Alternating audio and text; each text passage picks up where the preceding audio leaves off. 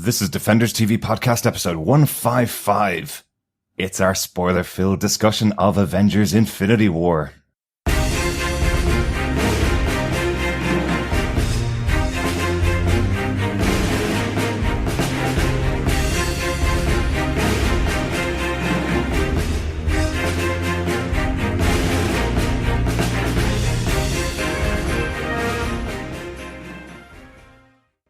Welcome back to the movies, fellow Defenders. We are back with our discussion of Avengers Infinity War, the 19th film in the Marvel Cinematic Universe, and this one is huge.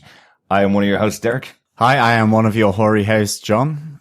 And rounding out the group, grab your popcorn. I am your friendly neighborhood, Chris Jones. Excellent. I love it, guys. This is kind of the culmination of our Summer of Strange and our Summer of Spider-Man podcasts, because we do have the two Steve Ditko creations meeting on screen for the first time in this movie. And boy, was that awesome. Oh, yes. Wait, are we using code names right now? Yeah, you can call me by my real name, Chris. Okay. It's Dr. John Harrison. Okay. I love it. I love it. Code names only. But we do also call you Doctor Strange, though. Oh, yes, because I'm with Louise.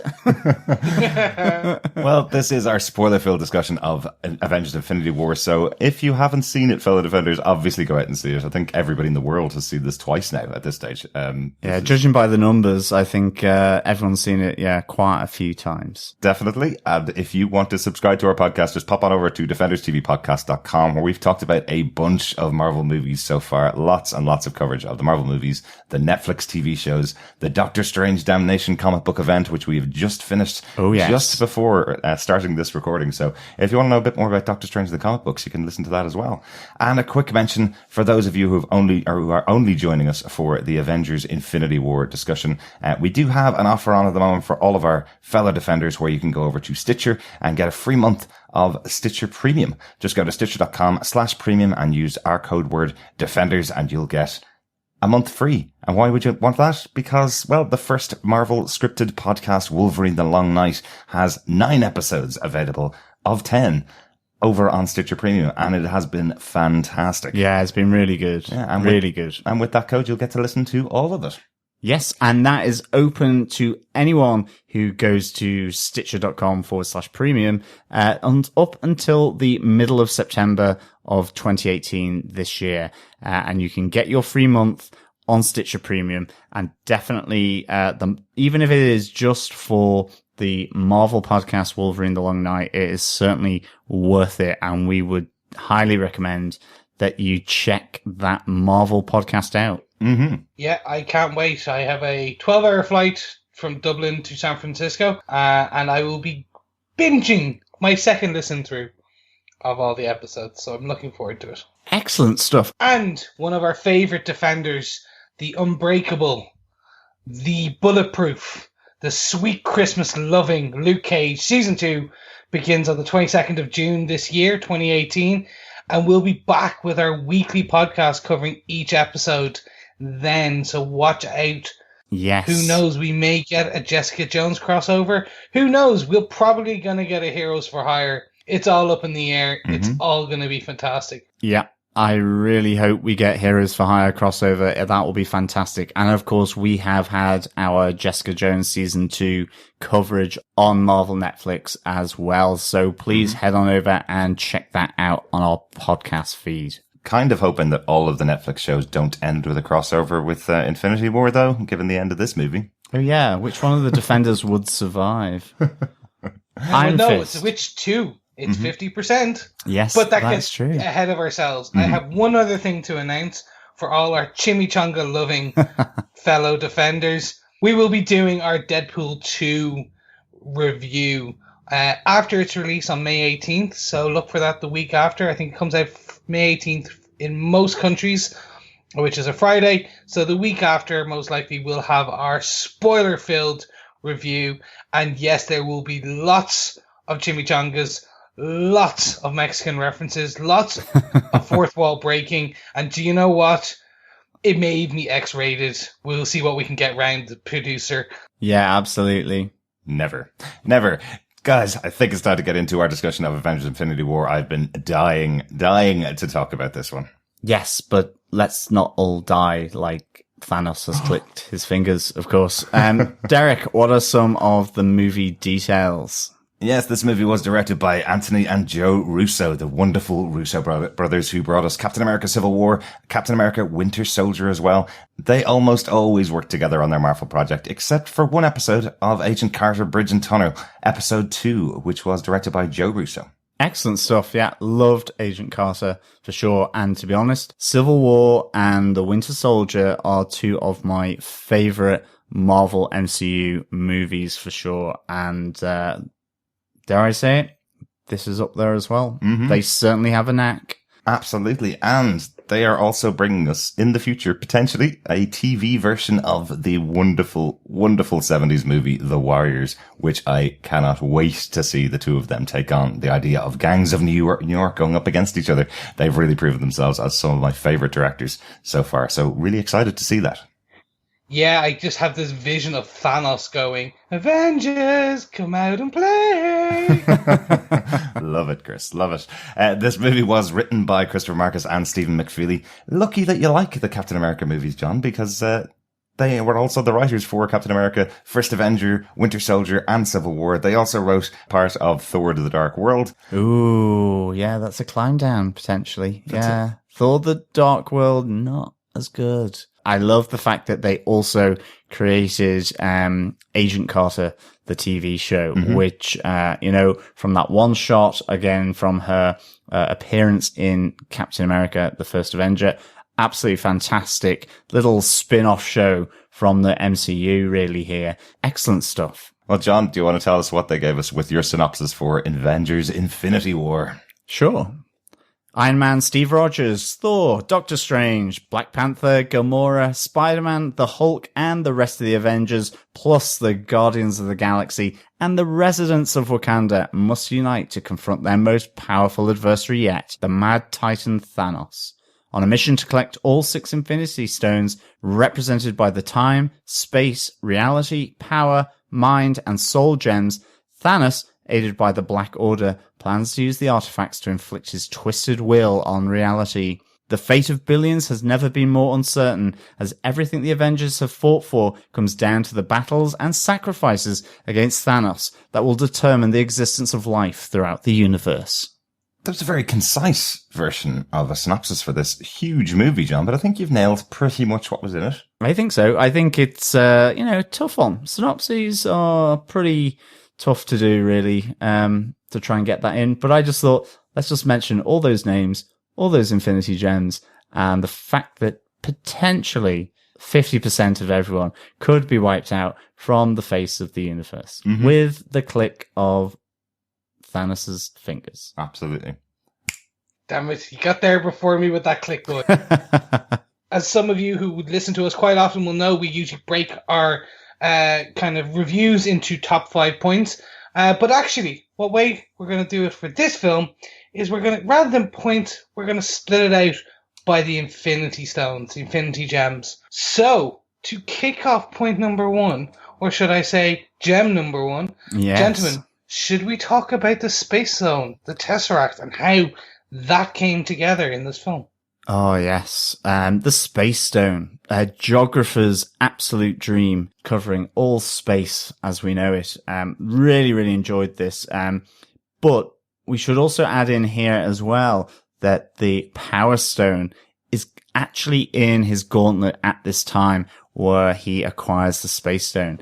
Thanos has arrived on the Asgardian refugee ship, as we saw at the end of Thor Ragnarok. And yeah, the Asgardians are not doing so well. And neither are the Nova Corps. Yes, the Nova Corps have been decimated. Now, whether that means 50% decimated or 100%, don't know. But I reckon to get that Power Stone, the Nova Corps put up a pretty good fight, like they did originally with the Kree coming after them to their homeworld. So really, really interesting here because the Tesseract hides the Space Stone within it. So it's really going straight back to the first Avengers here with the Tesseract, with everything that the Red Skull was after, and of course hidden by Loki. And yeah, we get some of our first deaths on here, and really meaningful. This was something that I really wasn't expecting at all. With Loki effectively having his throat crushed by Thanos, after giving up the Tesseract and the Space Gem. And plus then Heimdall, his last gasp effort as he saves the Hulk in this instant. None of the others, he's not able to help the others escape. It is just the Hulk here. And whether that's just to do with the Bifrost, in the sense that it transports on a linear level, I don't know, but he just manages to save the Hulk here before, again, he himself is effectively killed here. So we have 2 deaths really quickly in this movie, and you're just like going, okay. So like everything is off the table here. Like you have no idea. So good. Really just mixes it up straight from the start. And that is something really, really quite classy, I thought. Yeah, I think that's really important after Thor Ragnarok, which we talked about as being kind of the bit of the joke of the Marvel Cinematic Universe. It was a very jokey film, much more of a comedy than we'd seen even in Guardians of the Galaxy Volume 2. I think it was kind of important to set the start of this movie with the power of Thanos versus Thor, a god, Loki, another god, Heimdall, who's known to be very heavily powered, and obviously Hulk, all being there in the ship. But these are the first people that Thanos takes on. It's a really good idea to have that kind of fight because it sets up Thor to be a little less jokey in this film than he was in Ragnarok. It makes sense as to why he would take everything a little bit more seriously than he would in Thor Ragnarok. But unfortunately, it does mean the Asgardians have probably the race that have lost more than any other race in the history of the Marvel Cinematic Universe. It really looks like that, definitely, yeah. Like, we do know that there are escape pods on that ship, so we know from just some discussions after the movie came out that we know that Valkyrie has survived. She most likely was on an escape pod, but we haven't heard much of the other characters that were in Thor Ragnarok. I presume that Korg, who was played by Taika Waititi, the director of Thor Ragnarok, is most likely going to survive since, well, it's the director's character, so he's probably going to be bringing him back. Well, he's kind of rock anyway, so we would expect him to survive the cold of space. But one of the other things is that Thor survives the cold of space as well. He is sent floating in space as Thanos destroys the rescue ship here. Mm-hmm. Chris, what did you think of this opening scene? I've been kind of holding my tongue here a bit because the first bit that John mentioned I want to talk about. This is both a stroke of genius and a absolute travesty. Not seeing Glenn Close dying is something that I'm just hoping was left on a cutting room floor. So the destruction of that Nova Corps, it brought so much through my imagination. I can see this massive fight with the Outriders, Thanos' genetically altered kind of minions, which we see later on in the film, and the Nova Corps flying around. I want to see that, but hopefully it's on the cutting room floor. But also, at the same point, I'm assuming my brain and my imagination are making it 10 times better than potentially it could have been. Right. That being said, this being the opening is both... It sets a beautiful tone for this film. Mm-hmm. Yeah. It's basically all bets are off. What you think will happen in a Marvel film, how the first act, second act, third act structure works, all rules are off the table. Yeah. And I think that's a fantastic way to open it. And really what they've done without, I think, well, I was going to say without knowing, but of course they knew. They have completed the redemption of Loki over all his films. Absolutely, yeah. He really comes back as a hero here. Yeah, and I think that's a terrible and beautiful way to open it, which is people grew to love him. His character has grown deeper and deeper and deeper to the point now, in the last one, he was an anti-hero. Yeah. In Ragnarok, he was an anti-hero. Now he is a hero. He stopped his brother being killed, sacrificed his own life, and it's just fantastic. But it does really lead to me is, oh my god, if that is the end of Loki as we know it, the end of Tom Hiddleston, as we know it. Well, hopefully Tom Hiddleston is still around now. Right, it's true. Okay. Yeah. The end of Tom Hiddleston in the MCU, Right. as we know it. Yes. Will they be replacing it with Lady Loki, like they've done sometimes in the comics? Mm-hmm. If that is true, that's a fitting end. I wouldn't mind going out like that in a cinema screen. Mm-hmm. Kind of like you have a beautiful opening death. Yeah. Just fantastic. Absolutely. And he still is the worst brother in the Marvel Cinematic Universe, though. He was hiding the Tesseract on board with the remnants of Asgard, the last people left on Asgard, and didn't tell Thor about it at all. So Thor didn't even know this threat was possible, that Thanos would actually be following Asgard. He thought everybody was safe on that ship. That does make him the worst brother ever, even though he does save Thor. I'll give him that. Yeah, and I love the fact that Loki, as Lord of Tricks and Mischief here, he's still playing with Thor. Thor has kind of been crushed a bit by Thanos. Mm-hmm. And he's still kind of saying that he's going to betray him, not going to, and then in the end comes through, as you say, Chris, about this redemption. And I think that was a really nice way of doing it, that ultimately he comes through, but you still have your doubts in that lead up until he finally makes that decision, which I thought was really good. And I think the other thing here is, we get to see the Black Order for the first time as well, of which, I'm sure we will discuss each members of the Black Order through some of the other gem points that we have. Mm-hmm. But certainly for me, I thought this was a nice little opener, just having the 4 members of the Black Order surrounding Loki as well, just to get your first look at them as they become more important throughout the film, as Thanos's kind of henchman going after other stones, or at least tracking them down to bring them back to him. One point I did want to just kind of circle back to was the destruction or the decimation of Asgard. The Asgardians, I should say. Yeah. I think actually the reason why I was calling it Asgard, if I remember rightly, at the end of Thor Ragnarok, they said Asgard is now in the people because Asgard itself was destroyed, right? Yes. But the reason I'm interested in that is there's a storyline in the comics where the refugees, the remains of Asgard, is transported to Earth and is set up on Earth. Mm-hmm. And I'm hoping Thor 4 could be around that, because that's a very interesting storyline, and it keeps the Asgards connected to the MCU versus floating in space. Yes, absolutely. I really have no idea how it's going to continue after this, but we'll probably talk about it as we get up. This scene does introduce probably the best throwback, I think, throughout the film, where we do have Loki standing in front of Thanos, giving a throwback to the exact same instruction he was given by Tony Stark when trying to battle the Avengers the first time. We have him saying, "But we have a Hulk," Thanos, yes, really confident in himself that he's got the strongest being there ever was and ever is. But Hulk doesn't seem to fare too well against the Mad Titan. Yeah, this was my question, because as the Hulk is attacked more and more, the stronger he gets. The angrier he gets, the stronger he gets. And, you have here the Black Order saying he's playing with him. And he does. Thanos beats the Hulk. Mm-hmm. Is that just because he's a Mad Titan? Because, don't get me wrong, I love the Hulk.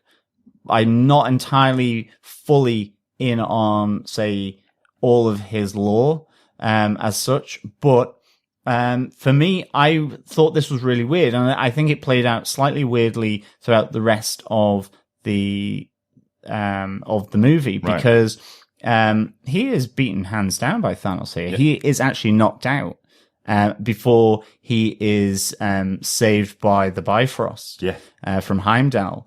And then, of course, you do get throughout the whole rest of the film, primarily, Banner really struggling to release the Hulk, for the Hulk to consume him. Mm-hmm. Whereas we've come from Thor Ragnarok, where the Hulk has almost taken over the personality, and it's a struggle getting Banner out. And I know that can move between, the Hulk being dominant or Banner being dominant, depending on the type of story arc you get.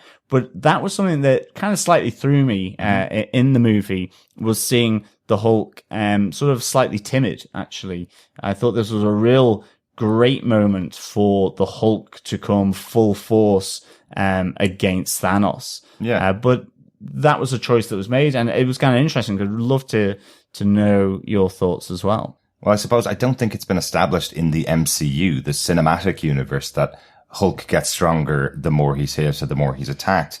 We see that he's pretty much invincible when he is the Hulk, but we don't see that thing that we see in the comic books where he gets bigger, stronger, more angry, the more angry he gets. So I'm not sure whether that's ever been established. It's definitely a comic book thing. Don't get me wrong. Definitely. So in this case, I think it's because hell, Thanos is a big guy, a very, very strong guy, and he's just using his fist to punch Hulk. It's just proof of how strong Thanos is. And your other piece, I was getting to the end of the film feeling that the Hulk was actually scared because this is the first time he's been really beaten. So, and he doesn't know what to do. That's kind of all he has is his strength. And he knows if he pummels things, he beats them. That's kind of how confident the Hulk always has been in these movies. So is that the point? Is that the moment that we're seeing him scared inside Banner going, I'm not coming out because if I come out, then you're just going to make me fight that Thanos guy again and I can't beat him. You know? Yeah. Okay. No, that's really good to know because it's something that I was thinking, doesn't the Hulk get angrier and stronger the more he's kind of beaten down? But yeah, I mean, ultimately he was knocked out. So maybe, this is a good use of the Hulk. My thoughts are a conjunction of the two of yours very much in that, I think there's stage fright, there's performance anxiety, if you want to call it that way, with the Hulk now, based on, he got his ass handed to him by Thanos. And I think an element of that was, the fight's over in less than 60 seconds. Yeah, probably. It's a quick one. And the assumption is, as the battle goes on, as the Hulk gets angry, if it's the same in the MCU, then he becomes stronger and stuff. His ass is handed to him very quickly. Mm-hmm. There's an element of just, it's done. So I think there's also a part there where the Hulk is taken off kilter. He's taken by surprise. Yeah. And I think that's it. I love that they're doing this now. Mm-hmm. And we can talk more about it at whatever point, but the Hulk having that performance anxiety, because everyone kind of goes, oh, sure, if you have a Hulk, that wins the battle. Yeah, absolutely. I completely agree with you, Chris. I like the fact that you see this vulnerability to the Hulk, and it's not just simply that Banner is Hulk's vulnerability, but that there's a vulnerability within the Hulk as well, because I really like the Hulk as a character, but one of those things is that it's like Doctor Strange as well, where, this all powerful, where he just gets stronger and stronger and stronger. Well, then, it's that idea. You send 5 nuclear warheads at him and he just gets better and stronger. You send a Titan at him like Thanos and he will be able to overcome that eventually. It's that kind of exponential rise in his power from him being angry. And sometimes that can just distract. So, I mean, I like this idea that he has performance anxiety. I like that they've streamlined it, definitely. I like the idea that they've decided that this is not something they're going to do in the Marvel Cinematic Universe, that Thanos can beat him with his fist. That's kind of, absolutely. You take your biggest character who beats things up with fists and you just change it. But as we are a Defenders TV podcast, a fantastic reference jumps right out at me from the screen. The first ever Defenders were Doctor Strange, the Hulk, Silver Surfer, and Namor the Submariner. And one of the first introductions to the Defenders was Silver Surfer crashing to Earth in Doctor Strange's Sanctum Sanctorum to warn him of an impending threat coming in. So we have Bruce Banner taking the Bifrost into the Sanctum Sanctorum and warning Doctor Strange of the impending arrival of Thanos. What a great reference to the comic books. Definitely. Without a shadow of a doubt, such a good reference to the Defenders and also to one of the original members of the Defenders, because the Defenders have been a much more fluid grouping than the Avengers, but that original coupling of the Hulk and Doctor Strange, as well as Silver Surfer and Namor the Submariner, really excellent little Easter egg there, I think, to see that, and a really good, that depiction of Bruce Banner there lying on the destroyed staircase, very reminiscent of the panels within that comic book showing the Silver Surfer in a same position. Mm-hmm. And that's the perfect lead into our second stone, our second infinity gem. Point 2, the Time Stone, or the Eye of Agamotto in New York. So we have Doctor Strange being warned, obviously, about the impending arrival of Thanos because he's coming to Earth to collect at least 2 of the stones, the gems for his Infinity Gauntlet. One of them is held as around the neck of Doctor Strange, but we get our moment where Doctor Strange has to go for help to Tony Stark. Yes. This is so cool. It really is. In this movie, some of the things that have just happened where you have characters working together for the first time that shouldn't be, that are diametrically opposed or are so different to each other. In the comic books, we do have Tony Stark and Stephen Strange working together quite a lot. But the big thing is one's science and one's magic. So it's really interesting to see these 2 characters on screen.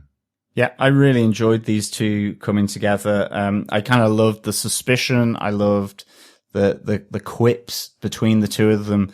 I thought it really lent the idea to, there is more that is in common with Tony and Doctor Strange than separates them, even though Tony would think that, on the one hand, he represents science, and on the other hand, Doctor Strange, Stephen Strange, represents magic. However, he comes from science. He still looks at order, meaning, and so on in the same way, just from a different perspective. And I really absolutely enjoyed this. Yeah, I love this. I know so many of our fellow defenders and even us, or I should say, was almost hoping for a facial hair bros kind of discussion, but they say they were from the obvious jokes. The introduction of Wong and Stephen Strange in this was fantastic. The banter between those 2 characters, it still feels right, even after that film, in this kind of, again, slightly more seriously toned film that we know after coming out of what we just came out of from space. I also love the interaction with Tony and Pepper.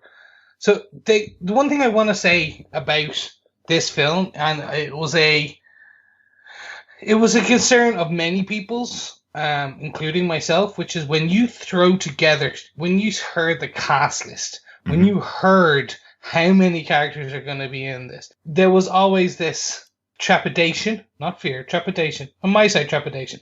How are you going to give enough time to each character to build on their character in their relationships? And the Russo brothers did it well. Oh, yeah.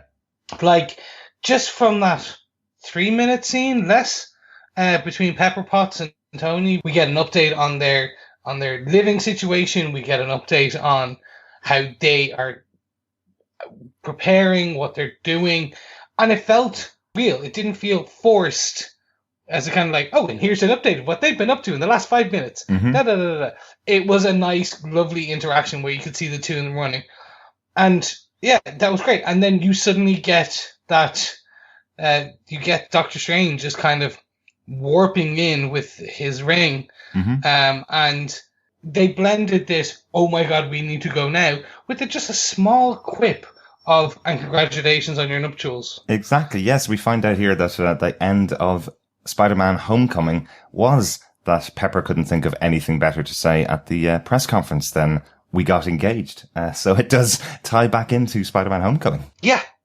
And that perfectly leads me on to the next scene we get there, we get the rundown between Tony, Banner, Strange, and Wong about the upcoming attack.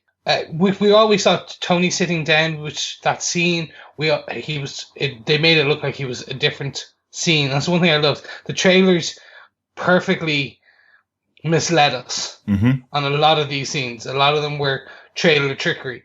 But I actually really enjoyed that scene where we see the hesitation of Tony. He tells Banner he doesn't actually outright tell Banner that Civil War happened. He kind of goes, we had falling out, we don't really talk, blah, blah, blah, blah. It was really interesting. I liked that.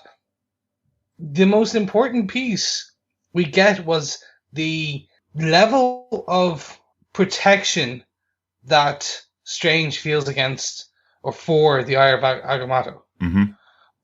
in terms of like, I'm not giving it up. We're not going to do that. And then we get this conflict between everyone.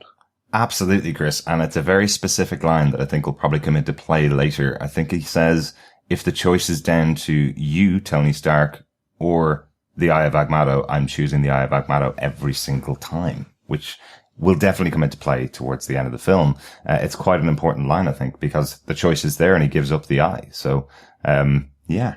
What do you think? Yeah, well, I mean, it does play in this point because ultimately what happens is, and this is really where this moment means so much, is for later on, because Doctor Strange gives Thanos the time gem willingly, ultimately. Yes, there is a battle beforehand. Yes, they try and prevent it, but in that moment on Titan where they go to stop Thanos, he has seen 14 million possibilities for how this war will play out, of which there is only one in which the Avengers win.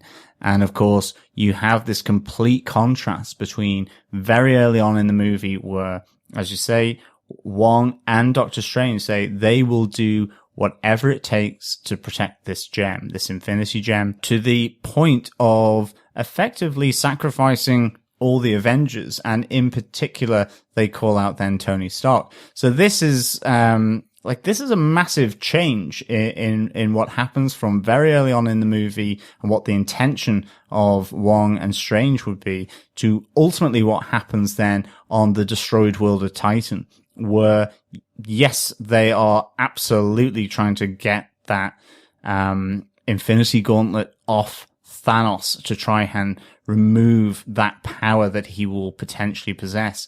But in the end, when it comes to the choice where Tony Stark is about to be taken out by Thanos, Doctor Strange trades Tony Stark's life for the time gem, even though that was absolutely off the table at the start of this movie.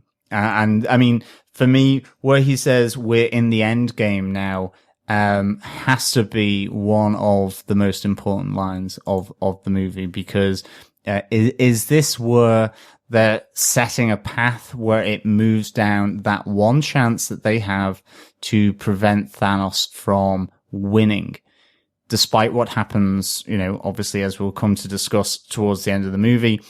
So this is massively important. I think as well, there's some great moments here with Spider-Man, Tony Stark, there's Drax, there's Doctor Strange, there's Mantis, all trying to get that Infinity Gauntlet off Thanos. I absolutely loved it. I mean, in particular for me, from Doctor Strange anyway, that you have that moment where he uses the Crimson Bands of Satarak to hold Thanos in place. It's a real powerful weapon that he has to do that. And then, of course, you have that moment where he tries to confuse him with the images of Icon, where he effectively duplicates himself multiple times. I was even wondering there whether, was the Doctor Strange that is actually there remaining that gives him the time gem some kind of alternate Doctor Strange, that he's done something?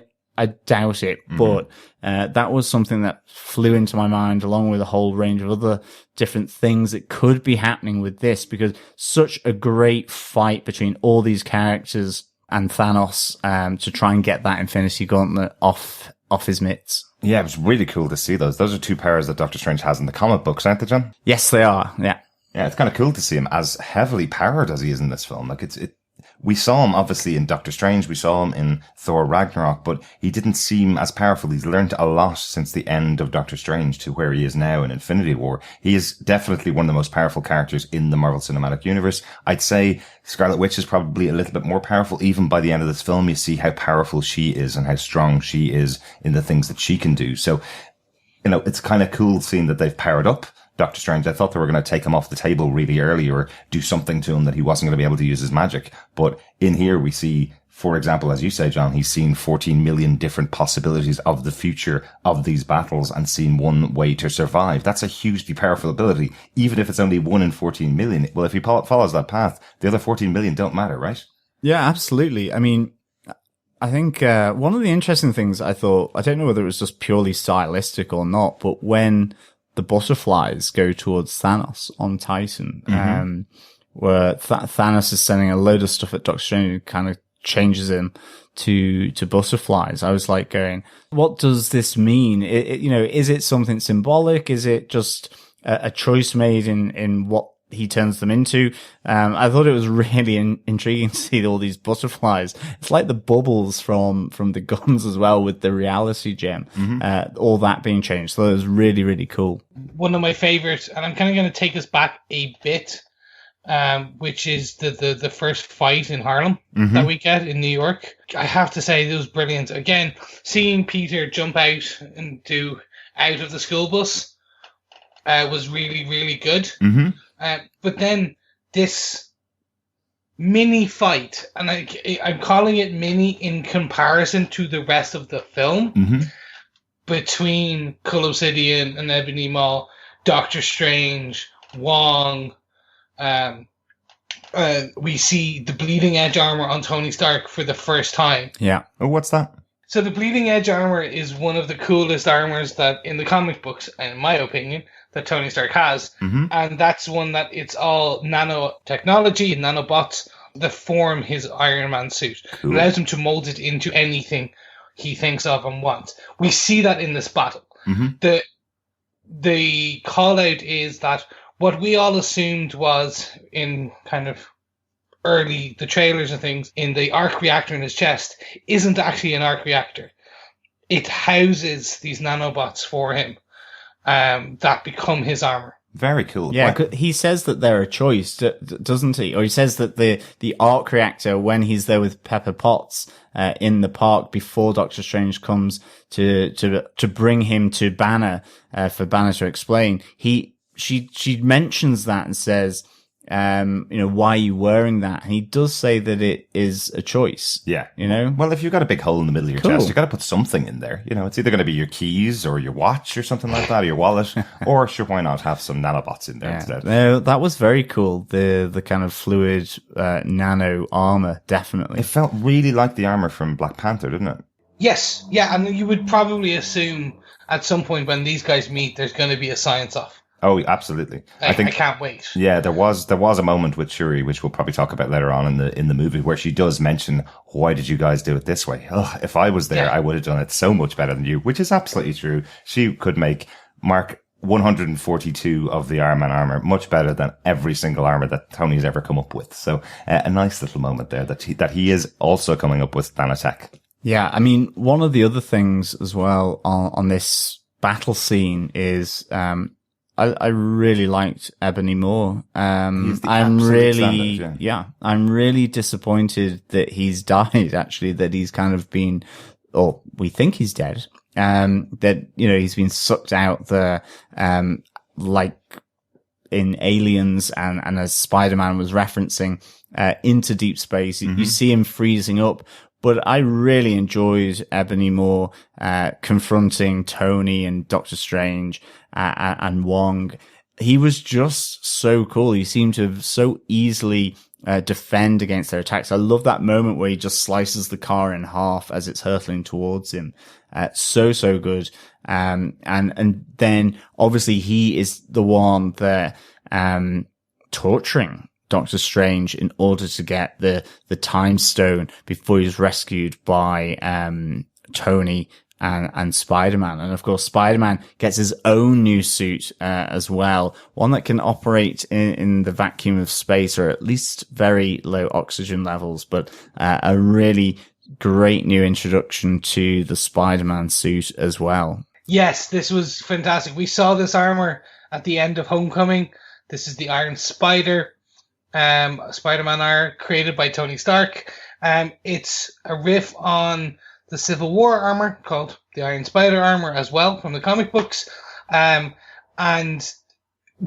the best part is the extendable arms, the legs. Oh, yeah. That come out of it. I loved this. I loved it enveloping Peter. You see him fall, and then the catch, and again we see a very naive Parker in this. He goes, "Oh, I just got a shiny new toy. I'm going to use it to save the day." Yeah. It was just I can't tell you. There's so much to love about this film, and just I'm going, yeah, I love that part, and then I love that, like the scene where we see Spider-Man rocketing off into space with Iron Man flying after him, and he asks Girl Friday to basically give him something to get him up there, and that scene where we see is her enveloping and becoming a booster rocket. I was like, just amazing. And the fun part about Ebony Maw and being disposed of as we saw it was the great callback to Civil War, where he's talking about films, and he goes, "Oh, have you seen this old film called Aliens? Yes, it's a trick I learned." That was just a great callback to the Empire Strikes Back reference in Civil War. Exactly. I thought it was just really funny. Especially with a lot of people calling this the Empire Strikes Back of the MCU, so it's nice that they're referencing that again as well. Not sure whether Peter's old enough to have seen Aliens, though. But, yeah, but we all watched it back then as well. And my only slight ding so far as we're going through Infinity War, my only slight ding of the movie is that it's very difficult to pick out who the Black Order are if you haven't seen them in the comic books. Jonathan Hickman's run for Infinity is absolutely brilliant. That's where they really are introduced and are kind of fleshed out quite a lot. If you have any questions about who they are, go back and read Infinity. It's an excellent, excellent comic book. I love Hickman. He took on some brilliant work for S.H.I.E.L.D., for Secret Warriors, did some really, really good books, and his work on Infinity is absolutely well worth a read. But it is a real pity because, as you say, John, Ebony Maw is probably one of the standout new characters that we see in this movie. He's really, really interesting. I love how powerful he is in that battle and in Harlem. Wondering where Luke Cage was, but hey, doesn't have to be there. But I did really enjoy the fact that how powerful he is, and that someone like Spider-Man, Peter Parker, comes up with a plan to get rid of him when it wasn't Doctor Strange or Tony Stark who think they're kind of all powerful and all knowing. It's actually Peter Parker going, "Why don't you just push a hole in the side of the ship like I saw in that movie," and it works. Yeah. No, I mean, I completely agree with you. I think in terms of the Black Order, Ebony Maw was the one that stood out for me. His powers are slightly different from Hickman's Infinity Run. What is it, 5 years ago now, maybe? And, you know, there's a fabulous moment in the comics where Ebony Maw, because in the comics, his abilities are effectively being able to sweet talk you. He has the power of persuasion over other people through his dulcet tones, dare I say it. And of course, he persuades Doctor Strange to work for Thanos within that comic run, or at least to effectively, unknowingly, of course. But and here he has slightly more magical and mystical abilities, or he's at least able to manipulate reality and slice and dice cars and what have you.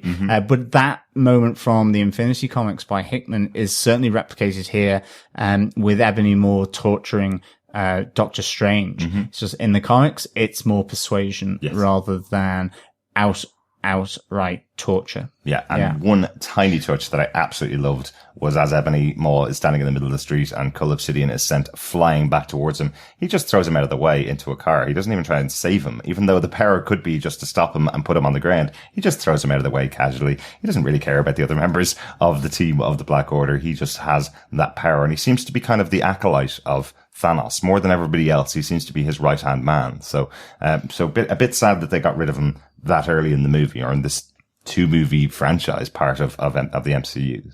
Yeah, terrible that we lost him, but I was expecting when we saw the ice crystals form over, we would get a Last Jedi-like moment where we see him fly through space.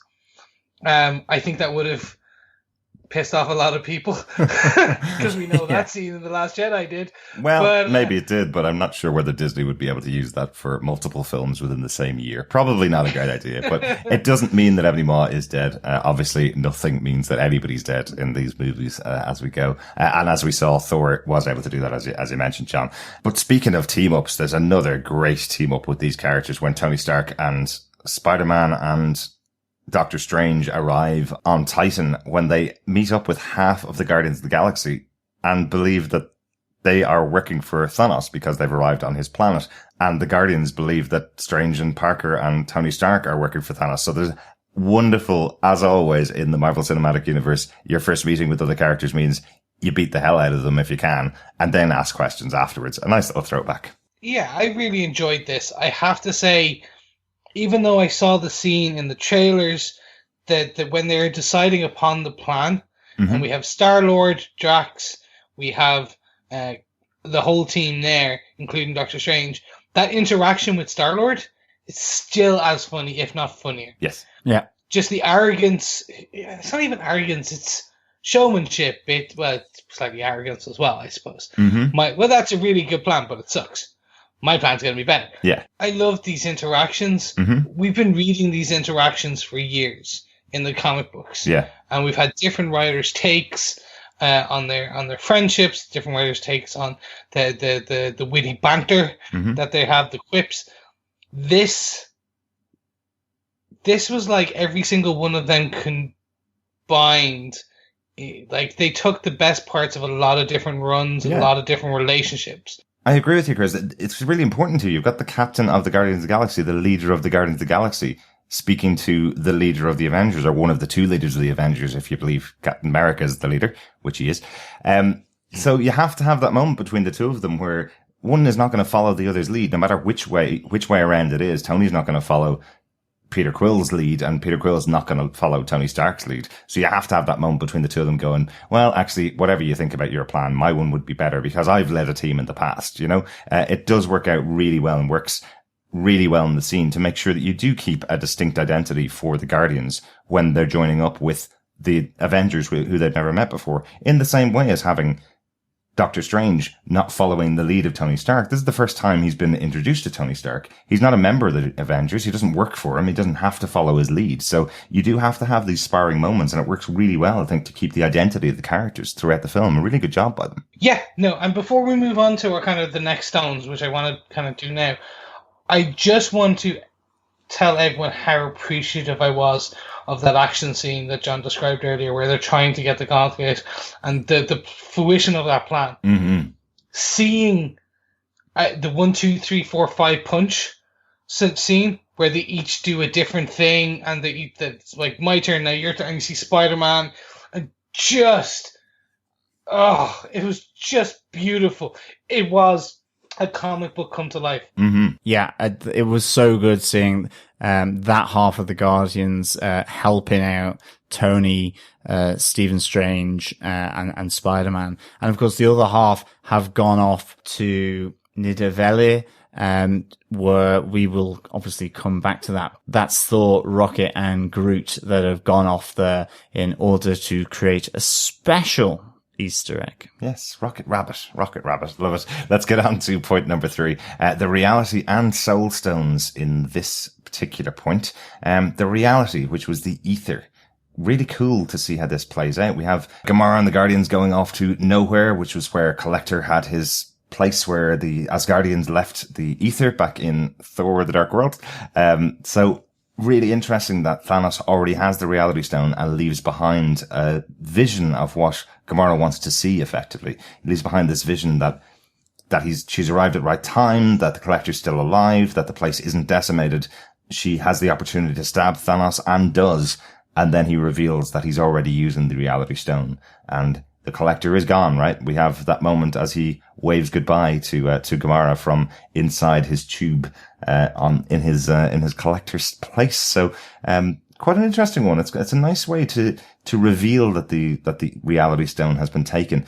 It's kind of different than when the Power Stone was just dropped in a line of dialogue earlier on, where we just hear that he's taken it and of course decimated. Just seeing that moment where it's been decimated right in front of them, where nowhere has been decimated, in order to take this. And it kind of shows the power of the reality gem as well. Yeah, this was really good. I thought how the reality gem could be used was so much better than Thor: The Dark World, to be honest. Mm-hmm. I loved that moment.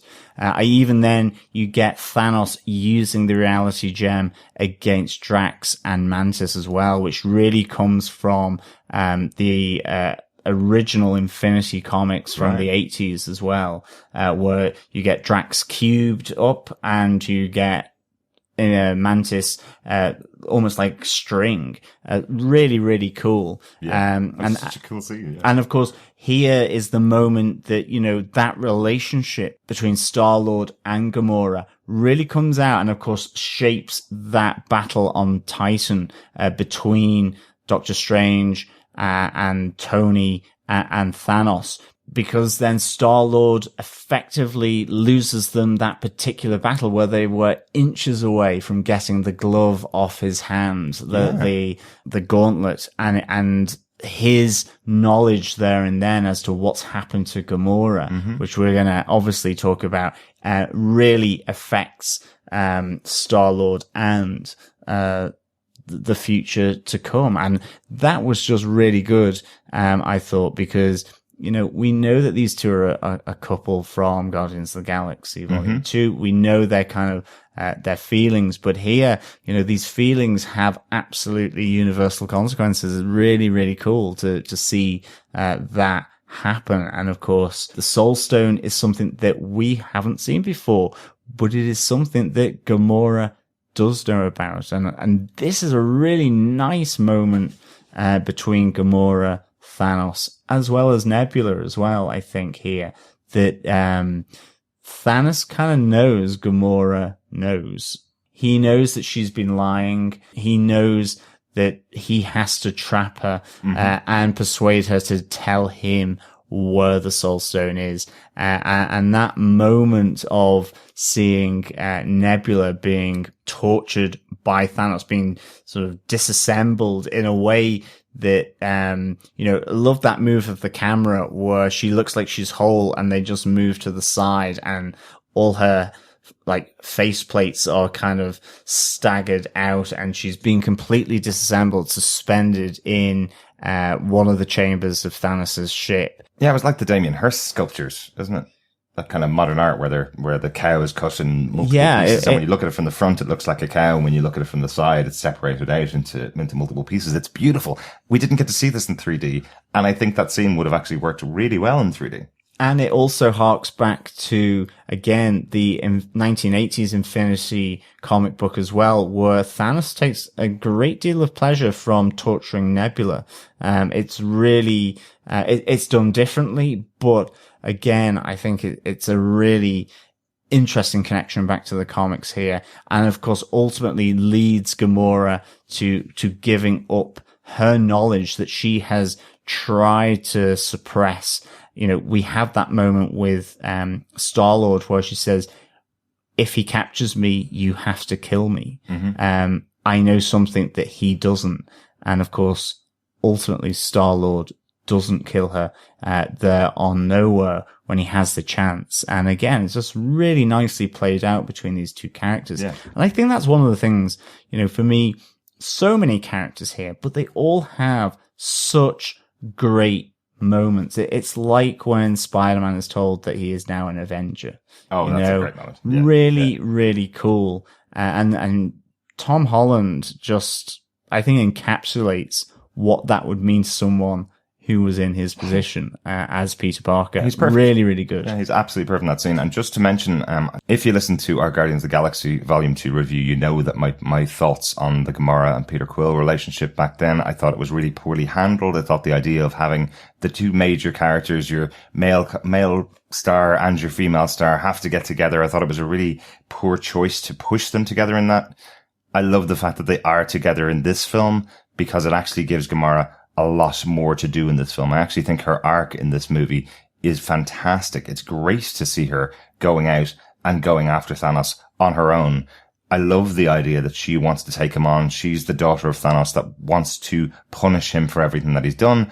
And then we find out that there is actually a bit of quite a significant loving relationship between the two of them, or at least she is the only thing that Thanos cares about in the entire universe, which I just think adds so much to Gamorra's arc and Gamorra's storyline. Yeah. When I was watching this, there was actually an audible gasp, and I kind of, but the gasp wasn't from me, but I did nearly clutch my pearls in that basically when you heard Thanos' voice in Nowhere for that first time, it clicked with me. Just fantastic, that whole thing. And an actual direct pull of some from the Infinity War piece, the original comic, where we see Drax and Mantis being warped. That's actually a pull from the comic books as well. Not their characters, but it's a pull from what Thanos can do, and he does do that to characters in the comic books. Yeah. It killed me when Peter pulled the trigger and the bubbles came out. Like they played it so well, and you're right, Derek. Okay, well, let's be blunt. As you said, the original in setup of Guardian of the Galaxy Volume 2, the setup of their relationship was not perfect. In this, it was. In that, seeing her ask Peter to kill him, seeing her ask Peter to kill her multiple times to end her life, and getting her promise and then going, you promised me, you promised me. Yeah. That type of thing is, to a degree, heartbreaking. Absolutely. Just beautiful. Yeah. And then moving to where it happens next, where we see the Nebula, Gamora, Thanos scene, just the tears rolling down, seeing Nebula being that disassembled state. I didn't expect this. And again, this is a kid's film. It's a 12-hour, depending on where you are, but it on average is a teen, probably slightly younger, depending on what country you are and your classifications. That's pretty dark. Yeah. Okay, we knew they were holding back no punches for opening scenes, but this kind of brings it to a new level. Yeah. I think Marvel have always kind of lived on that idea of if they don't show blood, they can pretty much show any emotion that they want to. So they do make this as serious as you possibly can. It is interesting that, as we mentioned earlier on, I won't keep mentioning it, but as we mentioned earlier on, that a lot of people are comparing this to Empire Strikes Back Darkness. And that was a Universal film by the time it eventually came out on home video viewing. This is quite a violent film, or quite a lot of deaths happen in this film, let's say, but it's not that violent of a film. It's not like Daredevil, for example. This is something that you can show to your kids and they will bawl their eyes out at points. I know a lot of people going to the cinema for certain characters that didn't make it to the end of the film. So, I would say there's going to be quite a serious reaction from a lot of people. But let's move on to the Soul Stone, because this is probably the biggest point of speculation that all of us nerdy podcasters that have been talking about these movies for years have been talking about. Where could the Soul Stone possibly be? And every single one of us was wrong. And what makes it fascinating and fantastic is they did a brilliant job of bringing back a character that we all saw go into space back in Captain America: The First Avenger. Definitely. We believed that character was dead. The Prelude comic actually confirmed that he was transported somewhere. No, we saw him in the movie being transported into space after he had the Tesseract. You are a smarter man than most people then. No, not smarter. Not smarter. I just absolutely adore Captain America, so I've seen that movie 100 times. Okay, so I thought that character was kaput. I thought that was a destruction versus a transport. Right. I have always thought that way. Right. So the return of this character was a huge surprise to me. Yeah, I think part of the surprise comes from that we heard Hugo Weaving wasn't going to return to the part ever. He wasn't going to work in the Marvel Cinematic Universe again. So the actor playing Red Skull is different. We don't have Hugo Weaving back. We have Ross Marquand, who's an actor from The Walking Dead. You may have, if you don't watch him on The Walking Dead, you may have seen his fantastic impressions that he's done on YouTube, which are absolutely hilarious. Go check them out. He definitely does a really good impression of the Red Skull. And hey, it's a great way to bring the character back. We probably won't see him again. He is the stone keeper of the Soul Stone, sitting on a planet on his own, something that he can't actually get because, hey, Red Skull has nobody there to murder, to be able to sacrifice to get the Soul Stone. So kind of a horrible ending for Red Skull, but hey, he was the leader of Hydra and the leader of the original Nazis back in Captain America's time. Yeah, I mean, to me, this was a complete surprise seeing the Red Skull come back here as the Stonekeeper of the Soul Stone. Like Chris, absolutely, that was a complete shocker to me. However, like you, Derek, I did think that he had been transported somewhere from the Tesseract back in the first Avengers, but I wasn't expecting him to show up here. It could have been that he was transported to his death, but it was great to have him back here. It was a real surprise. I mean, to begin with, just seeing the black robes, I thought this was the moment where you were getting death. Right. Obviously, as the keeper of the Soul Stone, I thought this was going to be death. And obviously that again ties in with the comics and with Thanos, who has this obsession with death. And in fact, absolute love with death, and is why he's collecting the Infinity Stones as well, you know, to show his undying devotion to her. So this is really, really cool. But to me, you know, and I have to bring this in, it shows an amazing element between Gamora and Thanos. And I mean, I've said in the past, I've just not connected with Thanos at all from the post-credit scenes. Thanos is fantastic. I hold my hands up here now. All those other podcasts where I was like going, oh, I'm not really interested. Grant, that was my thought at the time. Yeah. But here, you know, Josh Brolin, through the power of motion capture, through the power of the writing and the script, you have a absolutely fantastic multi-layered villain. And I think it is encapsulated in this moment between Thanos and Gamora. He is sad about what he has to do to his daughter or stepdaughter. And it ultimately shows that Gamora doesn't understand her stepdad as well. You know, that the person who you see as being good, has these preconceived notions about who Thanos is, that he's pure evil.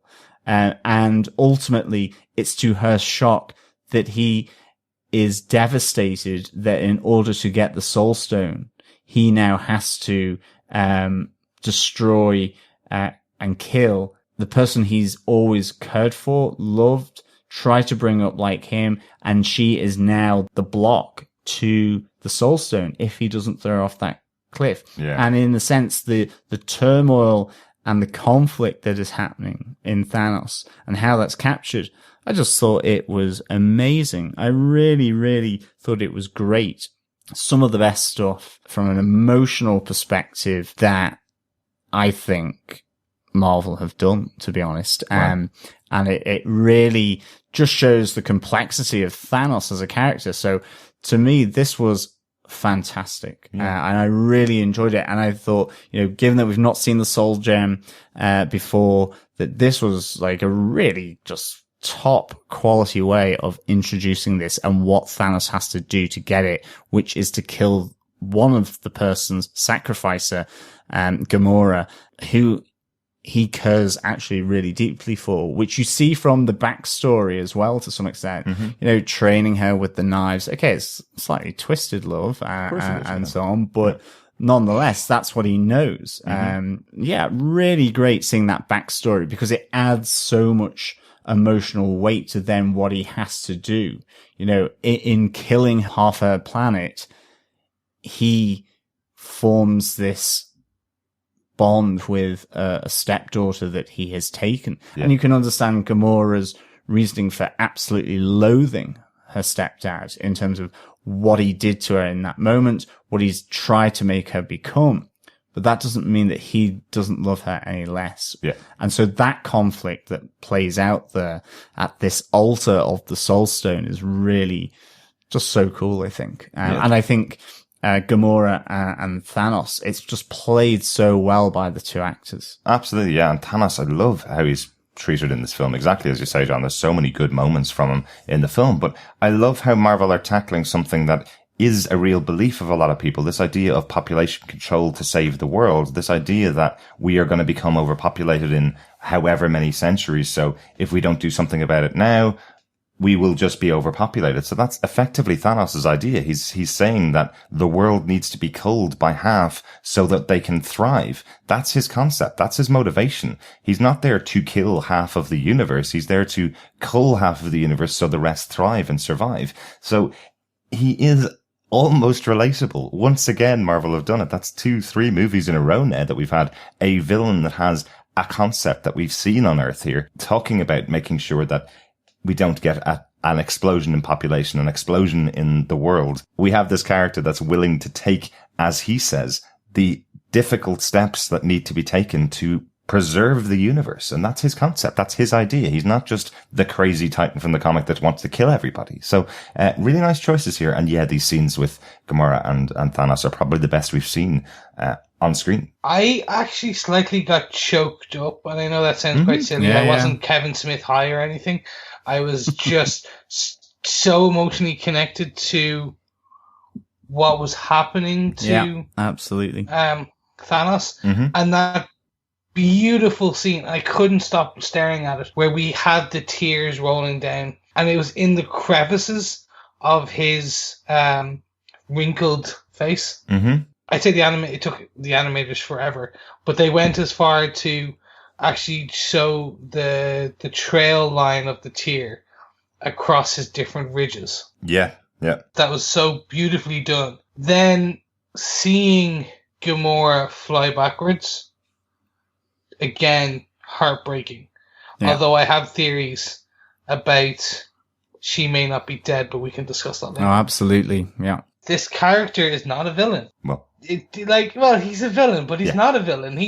He's relatable. Like, he's a complex Marvel villain. Let's give him that. There are scientists in the world, real world as we speak, who have suggested the same thing in order for Earth to survive. Absolutely. It's a complex villain that you can understand where he's coming from. It is the Malthusian theory that population cannot grow because of things like war, disease, famine, and so on.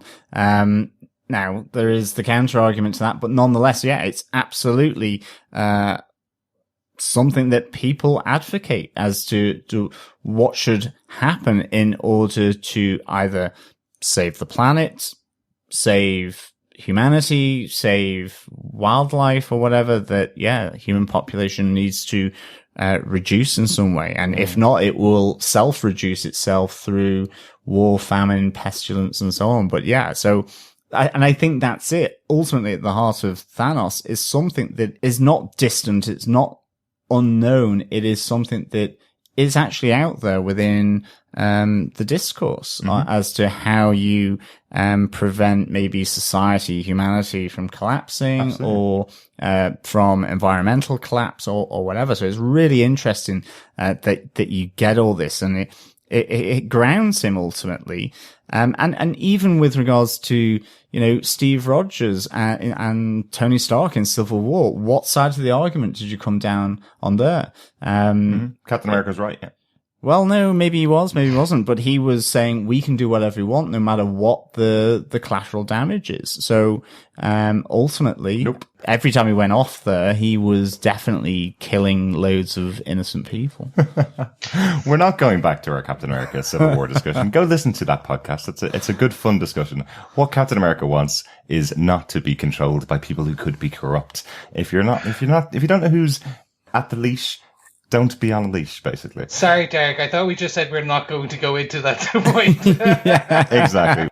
But let's move on to speak about Captain America. How does that sound? Yes, on to gem number 4, the Mind Stone.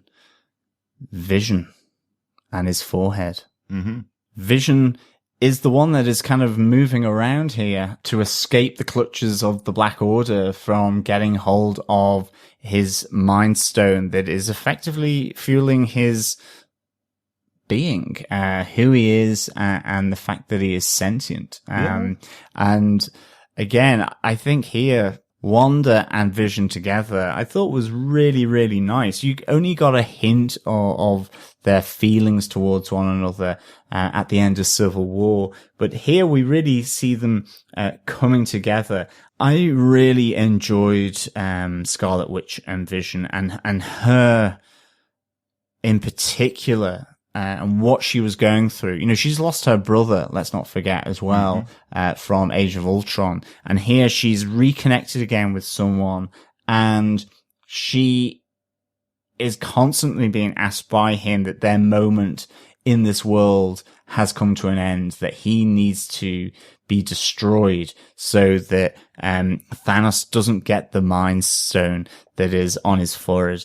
And I loved her turmoil as to what it is that she needs to do, whether she will do it or not. And I loved that this really, I think, elevated Scarlet Witch for me in the movies. The only thing I would say is it was a shame that Vision was so powerful in Civil War, and all of a sudden that power seemed to have retreated from him to some extent as he was on the run from the Black Order.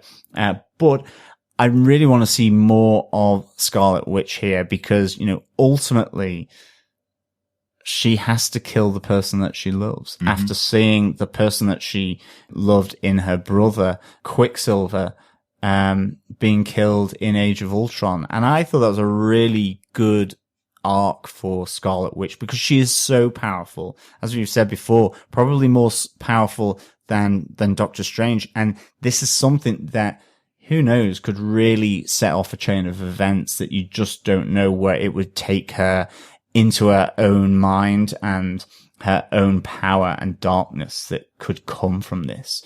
So I think this is a really little hint as to what could ultimately mess Wanda up in some respects. Certainly if you've got the X-Men coming back into the fold, who knows where you could take that particular genesis of something that really changes her. Although that is not to say maybe that Vision is ultimately dead, despite what we see, because Thanos has the time gem. He is able to reverse Wanda's destruction of Vision that she does, totally against what she thinks she should be doing, but at the request of Vision. So again, it was another real kind of emotional punch for me seeing Scarlet Witch having to do this. And we just see this grayed out husk of Vision's body after Thanos then has reversed time and taken the Mind Stone from Vision. Yeah, I love the secret rendezvous in Edinburgh that they're talking about at the very beginning of this when we're first introduced them, that they're sneaking off because they're on opposing Romeo and Juliet almost. They were on opposing sides of the Civil War, and their love is blossoming over time, where she'll run away from Nomad and Co, and he'll run away from Tony and Co. Ooh, look at you, Chris. Making a little reference that we didn't even talk about at all, Chris. I know, but we're going to get there quite soon. Don't worry. I love that. They are the star-crossed lovers. So that opening scene for these characters sets the tone for their fall from grace. No, fall from grace is wrong. The destruction of their love. Yeah. And it sets it like that you're every step of the way with these guys.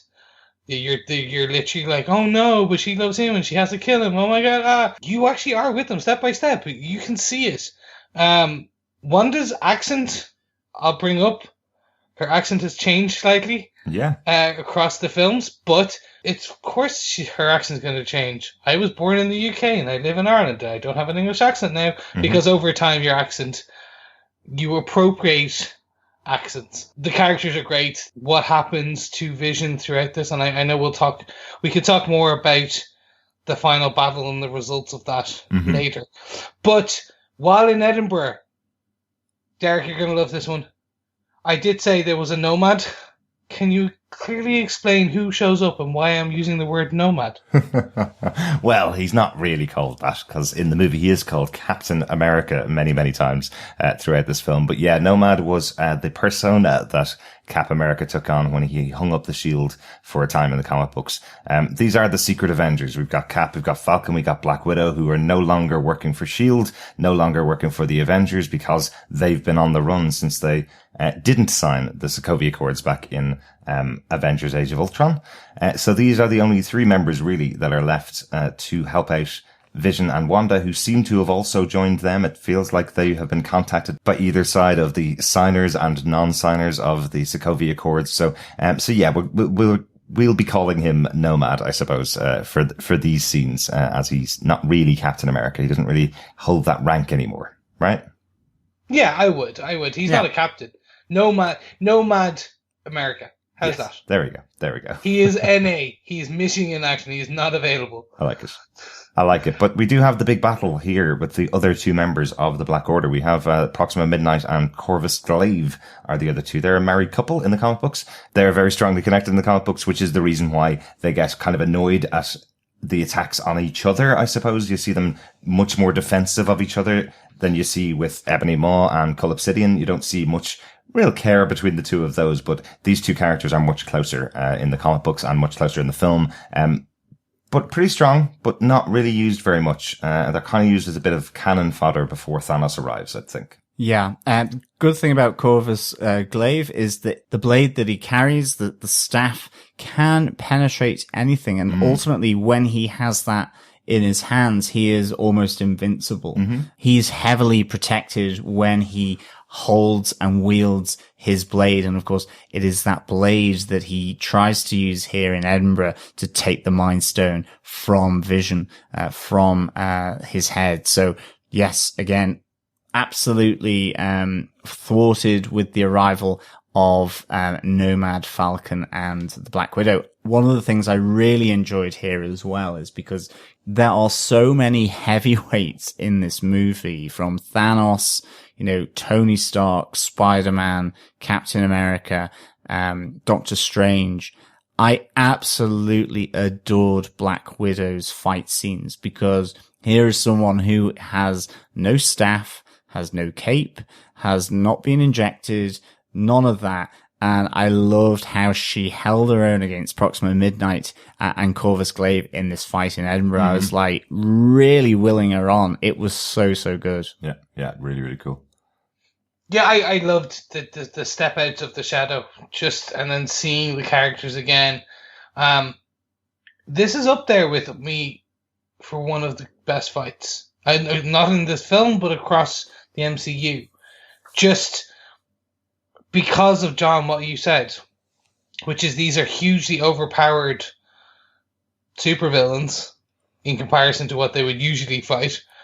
You have Cap, Falcon, and Black Widow, who, again, are not the Iron Man Hulk of the universe in the Avengers, or the Thor Odinson. You have essentially the humans fighting back here. Yeah. And it was just, it was really, I really enjoyed it. I have to talk about the introduction of War Machine, and then where we get this piece with Thunderbolt Ross. It was a good callback to the previous films, to Agents of S.H.I.E.L.D., to the Sokovia Accords, that, hey, this all did happen and it's still happening, and you know what? The events and the ramifications of Civil War did happen because this is them. And look, there's War Machine still in his leg braces, because he's going to be like that forever now. And the tension you could see, it was palpable when you see Cap and the rest of them walk into this room. And then you get that beautiful scene where Don Cheadle just turns them off. Yeah, absolutely. I just loved it. Yeah, totally agree. And it also gives us our insight as to where Ant-Man and Hawkeye are. So they signed the Accords, but they also did a deal to be under house arrest so that they don't break the law anymore, effectively, by being superheroes. So they're off the table for this film. I think a lot of surprise that Hawkeye was off the table for Infinity War out there, but I am sure he's coming back in the next movie. I'm sure we're going to see him in the future. And Ant-Man and the Wasp is our next movie later on this summer. So, So kind of a good idea, I suppose, to take them off the table there so they can have their own adventure in the future. There's been so many characters in this movie, so kind of nice to have some in reserve for the future, I think. Look, I know they made a joke out of Hawkeye post-release. They actually did the Where's Ant-Man and the Wasp just before the Ant-Man and Wasp trailer dropped. Mm-hmm. They put out, Where's the Ant-Man? Where's the Wasp? They did, all the characters did that. And then there's been this outcry from people about where Hawkeye is in the trailers and now in the film. Was this the right way of doing things? I believe it was a good way of doing things. I think we should have got a small call from Natasha to Hawkeye, to Clint, because of that friendship they hold, and potentially going like, hey, that's all you would have needed. You just need a transition scene. He was like, no, I can't do this. I'm out. I'm with my family. I think there was, and I think it was cut due to time, because of what will happen now in the next film. Right. Because they will be in the next film. The two of them will. It's 100%. Okay. Because I'm saying it's 100% I because have no idea I could be that confident about anybody being in the next film, Chris. not having Hawkeye here feels like a slight slap. This lessens the slap. Right. And I don't mean, I feel like I'm being slightly too harsh. Yeah. But I just think they could have done slightly more. But it was fair enough what they did. Yeah, I think that's probably the first line I would cut from the script, to be honest, if there was going to be a phone call between Black Widow and Hawkeye.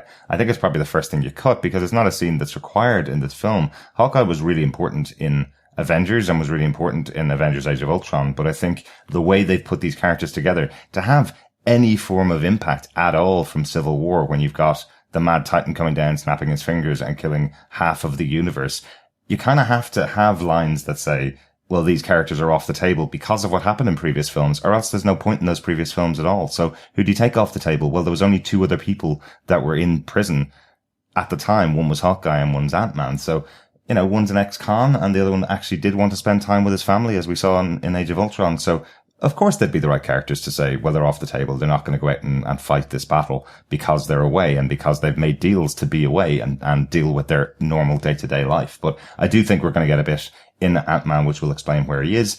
It probably takes place around the same time as this film, or even before actually Infinity War happens in Ant-Man. And I think we're going to see more of Hawkeye in the next film. I think we're going to see him back in whatever Avengers 4 is going to be called. Yeah, I mean, I think it's interesting. I mean, I love Hawkeye. Mm-hmm. Absolutely do. I didn't miss him, though, from this movie, and I have no idea whether he'll be in the follow-up Avengers movie. I have a sense that he will be. You know, these were shot back-to-back, but for this one, they took him off the table, but he's been in the others.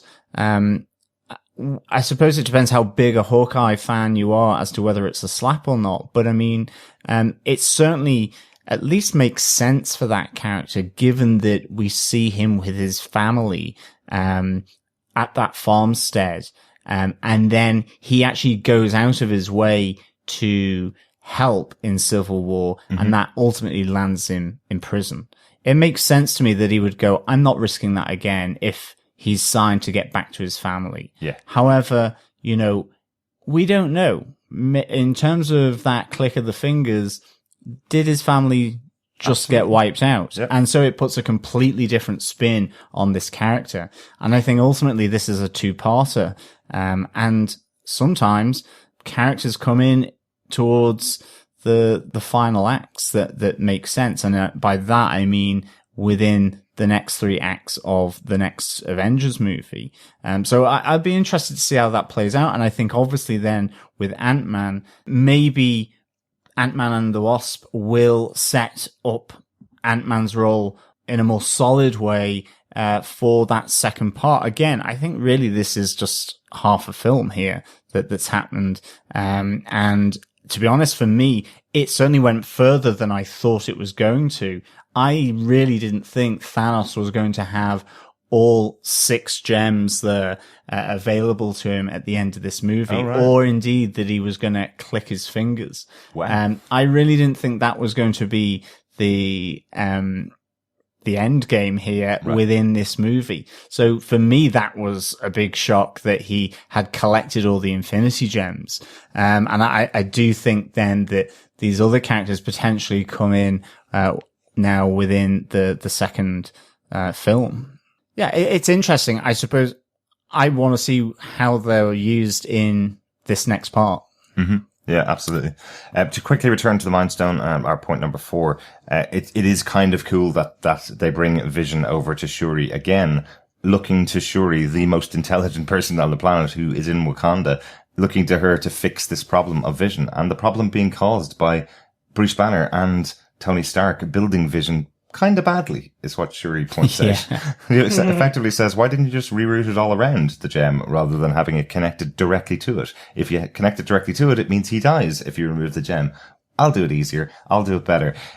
Just going to quickly run through that side of the story because I do wonder, is there something in this? I wonder, did Shuri actually get to complete that work that she was doing on Vision? There is that moment as she's just about to be attacked by one of the members of the Black Order, and she's got the computer in front of her, the screen in front of her. She's doing that fix, and then she just closes it down and sends the screen away just before she gets attacked, which just makes me wonder, did she complete the work? Is this something that we're going to see in the next Avengers film?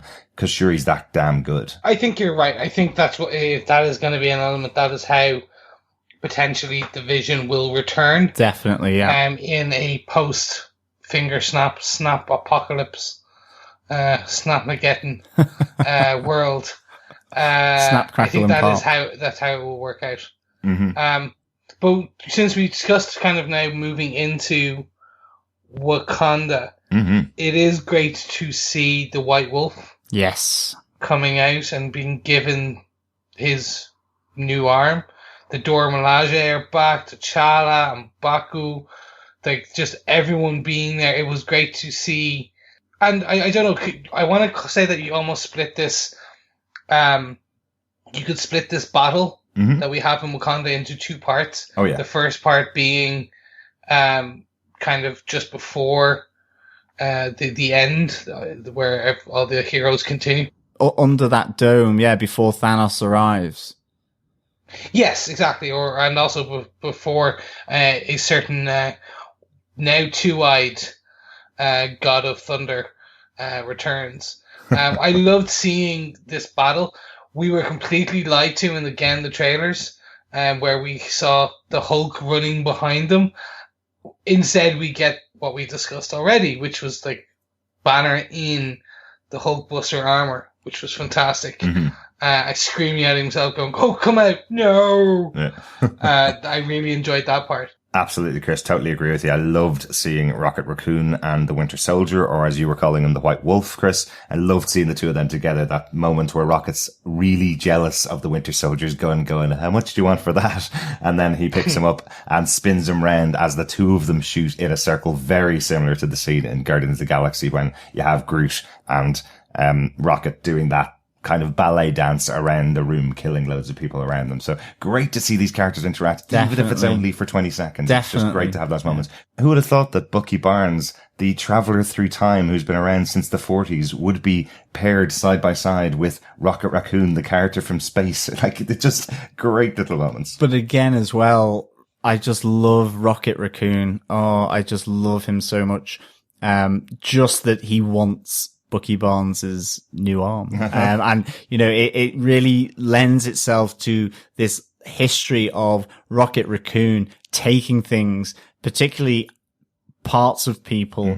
Eyeballs and arms seem to be particularly definitely for him. You know, this running gag, and it's still funny for me. I love he goes, "Oh, I'll get it, I'll have it," you know, after they've just teamed up and they've done that spin, very reminiscent of him and Groot, obviously in the prison, but also just when he gives Thor the eye and Thor puts it in, and again his kleptomaniaism for all things sort of anatomical in some way. It was just so good. I was laughing so much at that.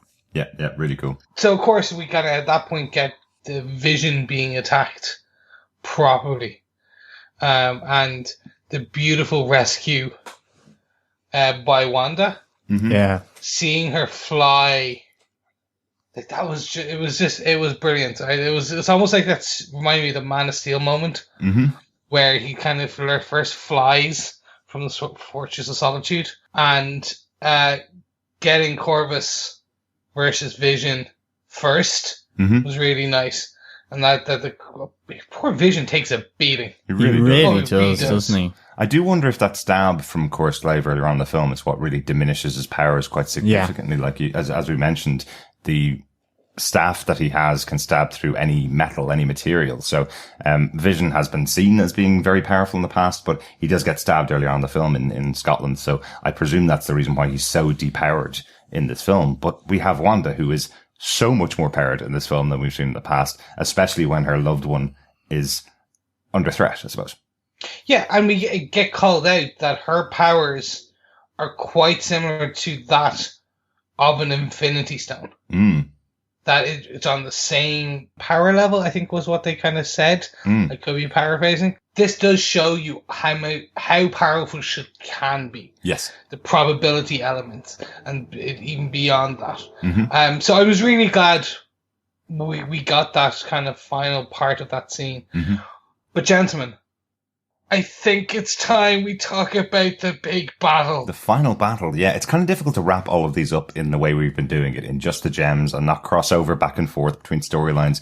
Really, we left one huge one out, which is Thor and Rocket and Groot going off to get the new weapon, Stormbreaker. From Eitri the Dwarf, the gigantic dwarf, which is played by Peter Dinklage. A bit of a shocking moment, really, because you hear about the dwarf before they get there. You don't really expect a 9-foot tall dwarf. Is there another race out there that are about 64 feet tall and just assume these people are dwarves? Is that the way we've got it? Yeah. Yeah, it could be. I mean, I loved this creation of Stormbreaker. I really did. Whether I'm fully sold on Eitri, played by Peter Dinklage in this, I'm not entirely sure. And that's probably just because in such a vast movie with so many characters, this is a whole new element. But I loved the making of this weapon, Stormbreaker, to bring Thanos down. And in particular, I loved it where Groot uses his own body to form the handle of it. I thought that was something special, actually, seeing Groot do that. Yeah, it really was. And also just seeing Thor and just the power that he actually does have, as a god, holding open the mechanism so that the power from this star can be used to forge Stormbreaker was really good. I really liked Thor in this movie. I thought that balance between him being a really serious character and keeping the funny, quippy side of him that was certainly used in abundance in Thor Ragnarok. I thought it was really, really nicely done by the Russo brothers here. It really lent him a weight, which I really like, to this character. Yeah, I think we said in advance of the film that the idea of teaming him up with the Guardians, who are known as being a little bit more jokey than most of the other films, have a lot more comedy moments with them, was just a great idea. And it just works so well. Those moments with Thor and Peter Quill going toe to toe against each other, where Peter Quill's trying to play the fact that he's a much stronger character early on. And then we see Rocket stepping up. Thor has much more respect for Rocket, despite calling him Rabbit throughout the movie, which is hilarious. But he calls him the captain. He assumes that Rocket is the captain of the Guardians of the Galaxy. And of course, Rocket's going to be really impressed with that. The one casualty, I think, right here, though, is Groot. I think Teen Groot, being the sullen character who doesn't say much throughout the film, he kind of disappears into the background quite a lot. We see Rocket and Thor working together to form the new weapon, to form Stormbreaker, but we see Groot kind of steps away from it. You don't see him very often until he has that moment where he adds the axe handle to Stormbreaker. Yeah, they tried to play that this was going to be a sulky teenager Groot.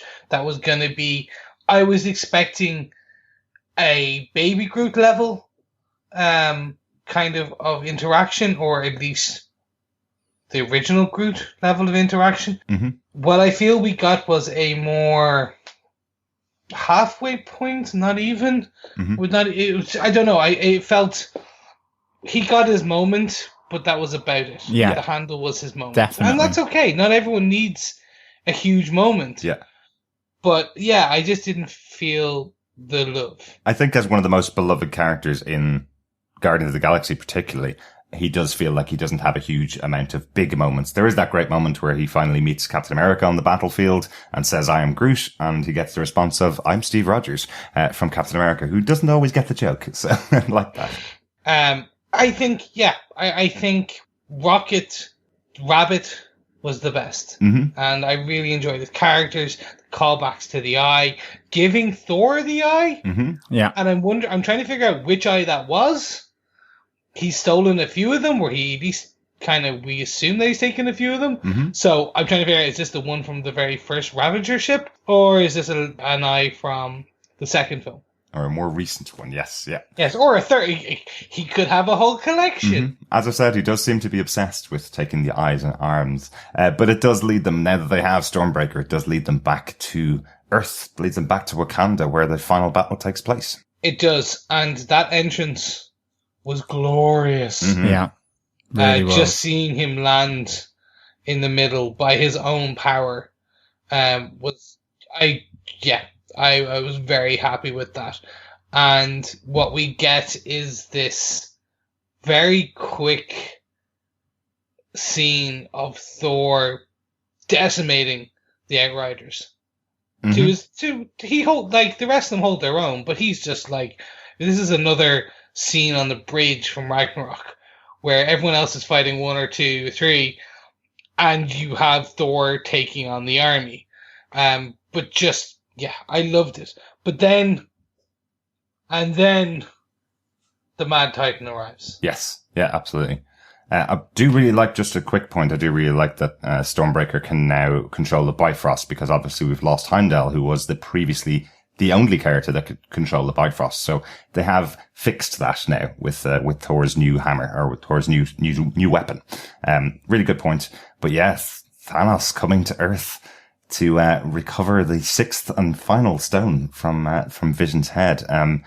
This is pretty brutal, but I do love the scene. I love as each of the members of Wakanda and of the Guardians of the Galaxy and of the Avengers go up to attack and use every bit of their power against Thanos. And he does seem to play with them a little bit like he did with the Hulk in the past. He could have just wiped them all out with one of the stones, but he does seem to want to have a moment to just swipe them away to show them how powerful he is almost. Yeah, that scene is fantastic. We get a use of and John, I think it was yourself who said this earlier, we get that scene where every single one of their powers on the gauntlet is used and utilized in the different way. Mm-hmm. Yeah, it really does lend itself back to the fight on Titan, where all of a sudden, Groot, Captain America, Bucky, Falcon, T'Challa are all just kind of being flicked aside by Thanos. I mean, yes, they're not the average person, but Thanos is kind of reveling in his power because, yes, he's not got all 6 yet, but each time he's gotten one, he becomes more and more powerful. And again, seeing Wanda holding him off with her power as she's there trying to say to Vision that she doesn't want to do it, and him pleading with her to dissolve him, and she is struggling with that whilst holding off Thanos. Now he's certainly inching towards her, but I love that moment. And then she kills her loved one, and then we see Thanos use that time stone that Doctor Strange gave him willingly, and that's the thing. I mean, I was there kind of going, ugh, does it feel like a betrayal from Strange to have just handed it over? And he restores Vision with the time gem before then he goes back to him to rip out that stone from his head. It was just something special. I did like the way the magical runes kind of came around the gauntlet as well as that. I thought that was pretty cool. Just like in Doctor Strange. Yeah. That was really cool. To speak about that, I suppose this is a good point really to speak about it. We did talk about earlier on that Doctor Strange has seen 14 million possibilities. Only one that he's seen will lead to the defeat of Thanos, but it's not necessarily that only one will lead to all of the Avengers surviving. So Do we think he sacrificed himself because Tony Stark is the key to everything happening? Is that what he's seen in the future, that Tony Stark must live in order for Thanos to be defeated? Because that's really what the choice was. It was either allow Tony to die or give up the time stone. And he said in the past that he wasn't going to do that. Do we think that's what it was? 100%. Yes, And, absolutely. am I allowed to speculate here? Mm-hmm. Should I speculate Absolutely. Here or hold off? We're going to speculate a little bit more as we go on, I'm sure, but you can speculate all you wish, Chris. Thank you very much. This is 100% what it was. He said he saw the 14 million and there was only one possibility, but he never told them what that possibility was. Mm-hmm. I think it was that, yes, in order for anything to happen, Tony must live. Mm-hmm. Him saving Tony made sense. What I feel now will happen is, with 50% of the universe gone, the remaining people will band together. Mm-hmm. And what we will end up seeing, including Captain Marvel, will be this time-displaced kind of team come together. Right. Where they will get Hawkeye, they'll have Ant-Man, they'll have Cap and Iron Man. And they'll pull the best of the best, multiple people together on a Hail Mary approach to reverse time. Mm-hmm. To go back to the point before the click. Yeah. And I think that's what we're going to see. And I think it's going to get really interesting to how they're going to do that. I don't know. Mm-hmm. Yeah. I've tried to kind of, how do you reverse time without reversing time? I think it will all kind of come down to the post-credit scene, and we can explain that later on, but I think that post-credit scene and what that means will be the key to the next film. Yeah, absolutely. Yeah, it'll be interesting actually, because as well, Captain Marvel, she is former American Air Force. She operates certainly in space. I don't know too much about the character, but yes, you have the time stone and the magical ability to effectively control time. But then if you think of the theory of relativity from a scientific point of view, which is where Tony Stark is absolutely involved, that idea that time and space bend and you can pass through, and that you have potential wormholes to be able to go back in time. Because it's interesting. I mean, after the movie, immediately it was like, well, is it going to just simply be that they somehow use the time stone to reverse time in some way? Right. Do they build another gauntlet so that they can house this to wield its power in the same way that Thanos has had to create this gauntlet? Or, if it is that Tony Stark is the linchpin here, he's the keystone to correcting everything, or at least just defeating Thanos. And if it involves time, then is there a more scientific explanation that can be used? Because that's where Tony Stark is the futurist. He is the man of the future, about technology, science, and all that. So maybe along with Captain Marvel, given her abilities, that this is another alternative use of time here. Maybe. Which is, I think, I would agree. I think that is certainly like the linchpin for the second Infinity War movie. I know it's not called that. So I definitely think that this is the linchpin of the movie, potentially. Of the next film, yeah. Well, we do know that Atiri, Peter Dinklage's character, does still have the mold of the Infinity Gauntlet that he built for Thanos. Let's talk about the click, because we skipped over it. The click of the fingers that destroys half of the universe, because there's a couple of little interesting points here, and I'm going to talk about them in 1 second. Obviously, the killing of so many major characters is huge, but one of the things that's quite interesting is the gauntlet is broken as the click happens. So we see the lights of many of the stones start to either dim completely or go out. So does that mean all of the stones have now lost their power? But we do see the gauntlet, which is what Thanos has used to harness their power, has been destroyed. We see it crunching on his hand just after he clicks his fingers. So I think that's hugely important. So Thanos can't just do this again and have the same powers. He can't just use all of the powers.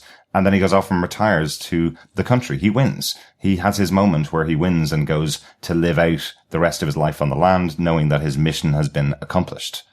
And his mission is killing half of the universe. Yeah, and I mean, this is just after as well, Thor has plunged Stormbreaker into his chest, and I do like that moment where Thanos looks at him and goes, "You should have hit me in my head," or taken his arm off or something. Because Thanos ultimately manages to get the click of his fingers in.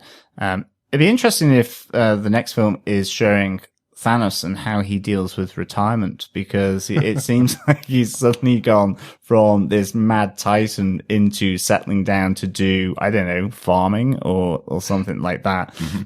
Redecorating his place. Where did he go to as well? Like, that wasn't Titan. Gamora's homeworld. He said in the film that by killing 50% of her homeworld, he had saved it. They had become farmers, and it was green and lush as ever. So I think that's what we got. Excellent. I was wondering about that. And we do also see that scene where he has a moment with Gamora, young Gamora, which seems to almost be like the visions that we saw in Black Panther, where T'Challa is speaking to his father after taking the heart-shaped herb. Is there a reason that Thanos had this particular vision when he's in Wakanda? Is there some connection there with the heart-shaped herb? Is that fed into him somehow, that he's able to now speak to the now dead Gamora as her younger self? Is that a reason why it's in there, because it's in Wakanda? Is that a little throwback to Black Panther the movie? I think it's more to do with, and they didn't explain it well, in the comic books, anyone who's killed by the Soul Stone or sacrificed for the Soul Stone, a part of them is transported to the Soul Stone within the Soul Stone, within this realm. Yeah. So I believe Gamora's still alive. Her form is what he wants her to be. Okay. But her consciousness, if you will, is still there, and it's in the way she asked him, "Did you do it?" Yeah. Kind of. It was very much a older Gamora versus what in a younger Gamora's body. Right. Yeah. That for me is absolutely where, the deaths that we see, that moment of the click where it has to be the soul world, because as you say, Chris, there is that dimension within it where all the souls from that click go. And of course, because she was killed to get the soul stone, her soul, as we see, is in there where Thanos speaks to her. Interesting. Okay. I think. Right. We think. So that's what because I suppose we could come on to the deaths here that we see, because, pretty much all Guardians of the Galaxy are wiped out here other than Rocket Raccoon. You've got Drax, Mantis, Groot, and Star-Lord that are all taken out. Gamora already gone, obviously, as we saw earlier on. So all we have is, as we say, Rocket and Nebula left from the Guardians of the Galaxy now. Yep. They have kind of greenlit Guardians of the Galaxy Volume 3 film. It is coming soon. Is this actually saying that we're going to get the Sylvester Stallone-led Guardians of the Galaxy leading that film if these guys don't come back in time? Will that be the way they'll do it? Will it be just another adventure that's previously to this moment, or will we get them all back by then? It's a possibility, but I have to say just one thing before we go into this. No matter what happens in the future, I don't think it diminishes the performances of the characters they die and the reactions of the people around them. I mean, T'Challa dying in front of the Dora Milaje, that moment is just heartbreaking after seeing, $1 billion first time franchise movie from Black Panther 3 months ago and going, Wakanda forever. Everybody's here to go on. This will save the world. And then in a click of a finger, T'Challa, the hero of that film, just disappears into dust. It's a great moment. Yeah, that hit for me. But there was one other death that kind of, there was a woman nearly openly weeping in my theater. I'm not saying nearly, she was openly weeping at this scene. The death of Spider-Man Peter Parker with Tony. Oh, just... really good, absolutely. This is, for me, why Tom Holland now is the best Spider-Man. Mm-hmm. This is, for me, why Homecoming, putting Spider-Man in this universe and the age of the character and his place within the Avengers, well, as he is now an Avenger, all that, this is the reason. Because you get this scene where he's scared and the death will affect Tony beyond. They will have huge ramifications for the universe. Mm-hmm.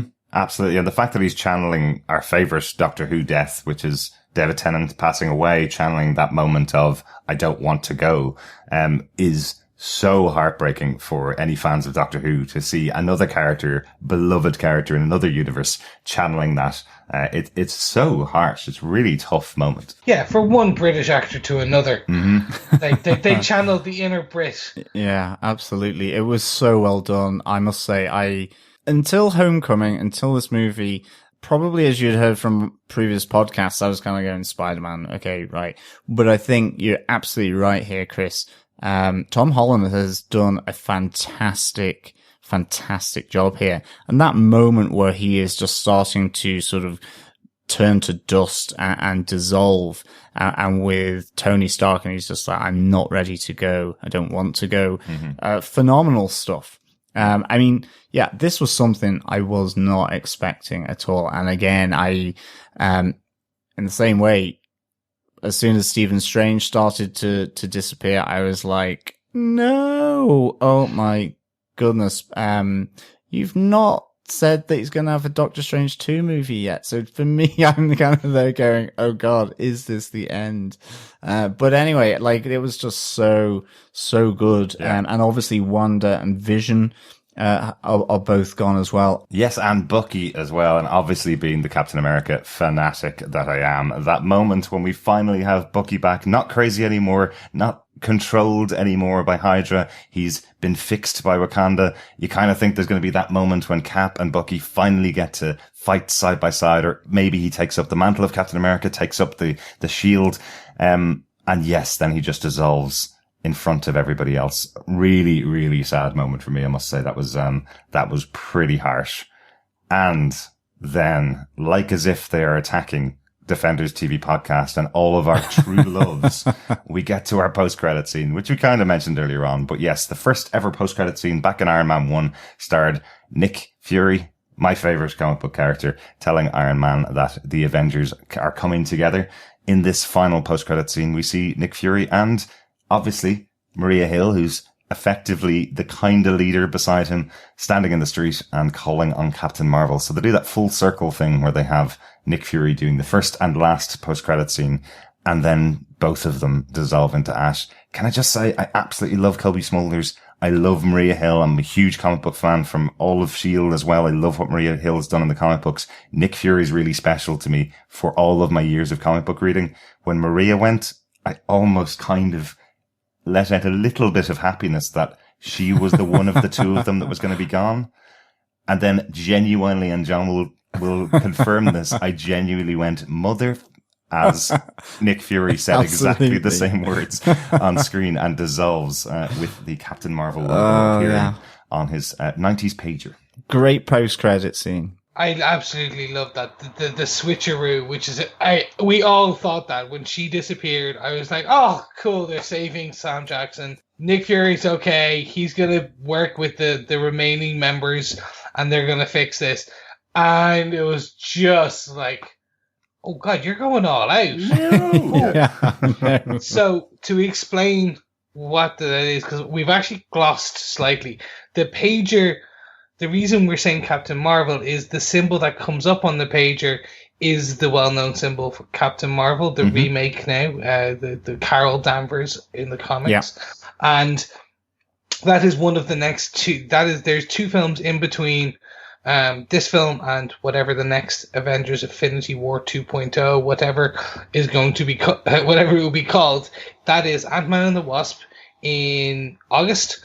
And then in early next year, we will get Captain Marvel with Brie Larson playing the title character. Yeah, and featuring Nick Fury and featuring Agent Coulson back in the Marvel Cinematic Universe for the first time since going off to the TV-verse. Really excited about that one, must say. Yes, and it's set in the 90s. Mm-hmm. So this is the important thing. There's the reason it's a souped up pager. Yeah. The film is set in the 90s. That's all we know so far. It will explain where she's been, why she wasn't called for the Avengers, why you see Nick Fury scramble to get this like breaking case of emergency pager. Yeah, exactly. But that is we assume Captain Marvel will play a large part in the sequel. Mm-hmm. But that brings us to then our remaining characters. This was almost shocking to me that these were the remaining characters. I think everybody had written off these 4 characters.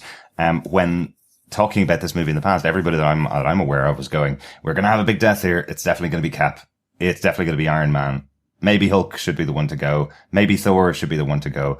So we have Thor, Cap, Iron Man, Hulk. We've got Black Widow, probably Hawkeye, the first Avengers that came together in that round circle scene in the Avengers 1 are all still alive. That's real shocker. Yeah, I was as shocked as anyone. Yeah. I thought, if anything, they would go. Mm-hmm. We would get a new Avengers style approach in the follow-up, bringing some of them back, using some others. It was just...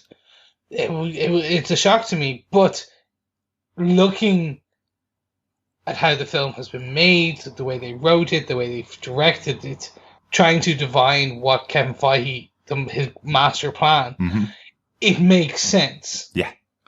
They were there for the beginning. They are there for the end. They will be there for the new beginning. Will that require them handing off after the new beginning and things like that? Who knows? They may. The next film may kill some of them, and I think that's the question. The universe will never be the same, but that's one of the things they said consistently in the pre-marketing for this, the pre-promotion for this film is these films will change the MCU forever. Yeah. Hell, one of these films has completely changed the universe. Oh, yeah. I don't want to see how much more they're going to change it. Of course I want to see it.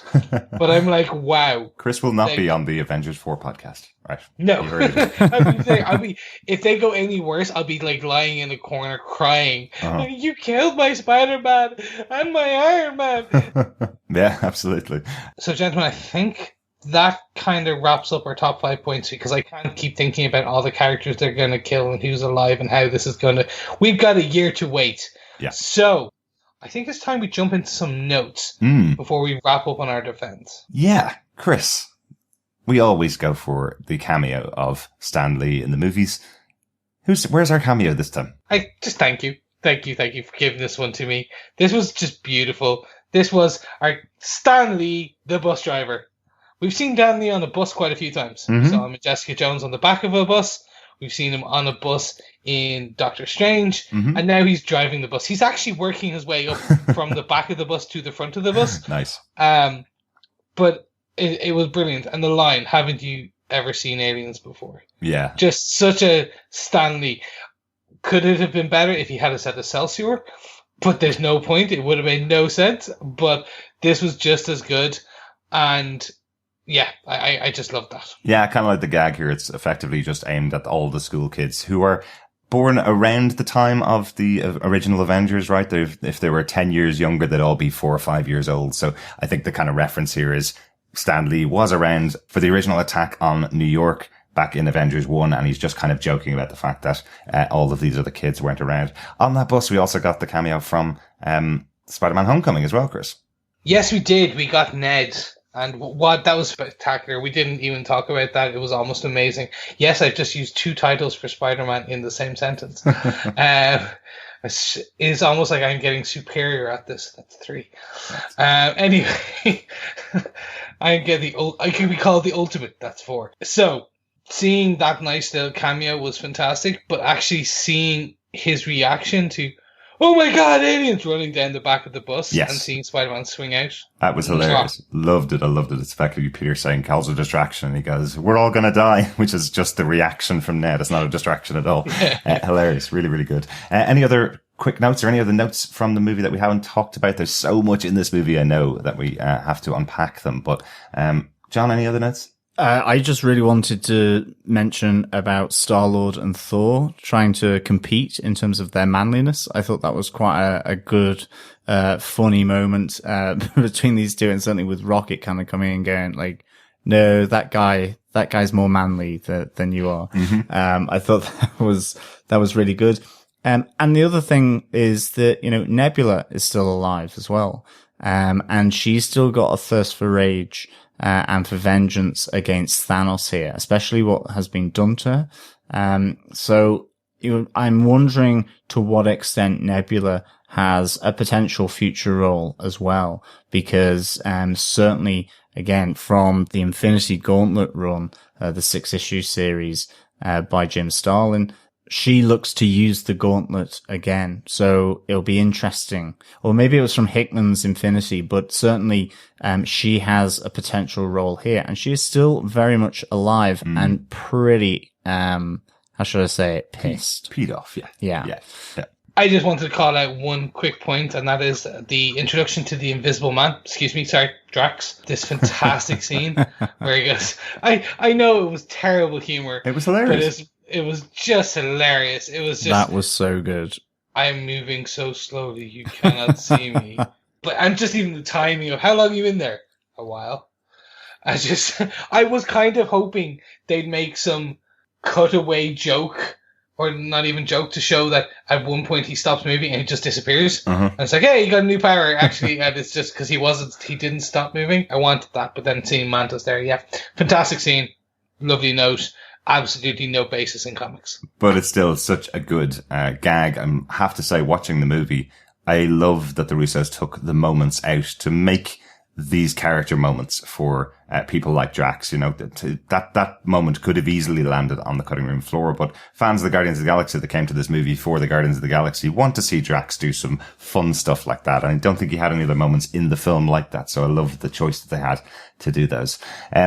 One other note for me, which probably led to quite a significant conversation, or a fun conversation with us. It was just quite interesting to see that we had obviously 5 stones, and we have quite a few heroes left at the end of the movie.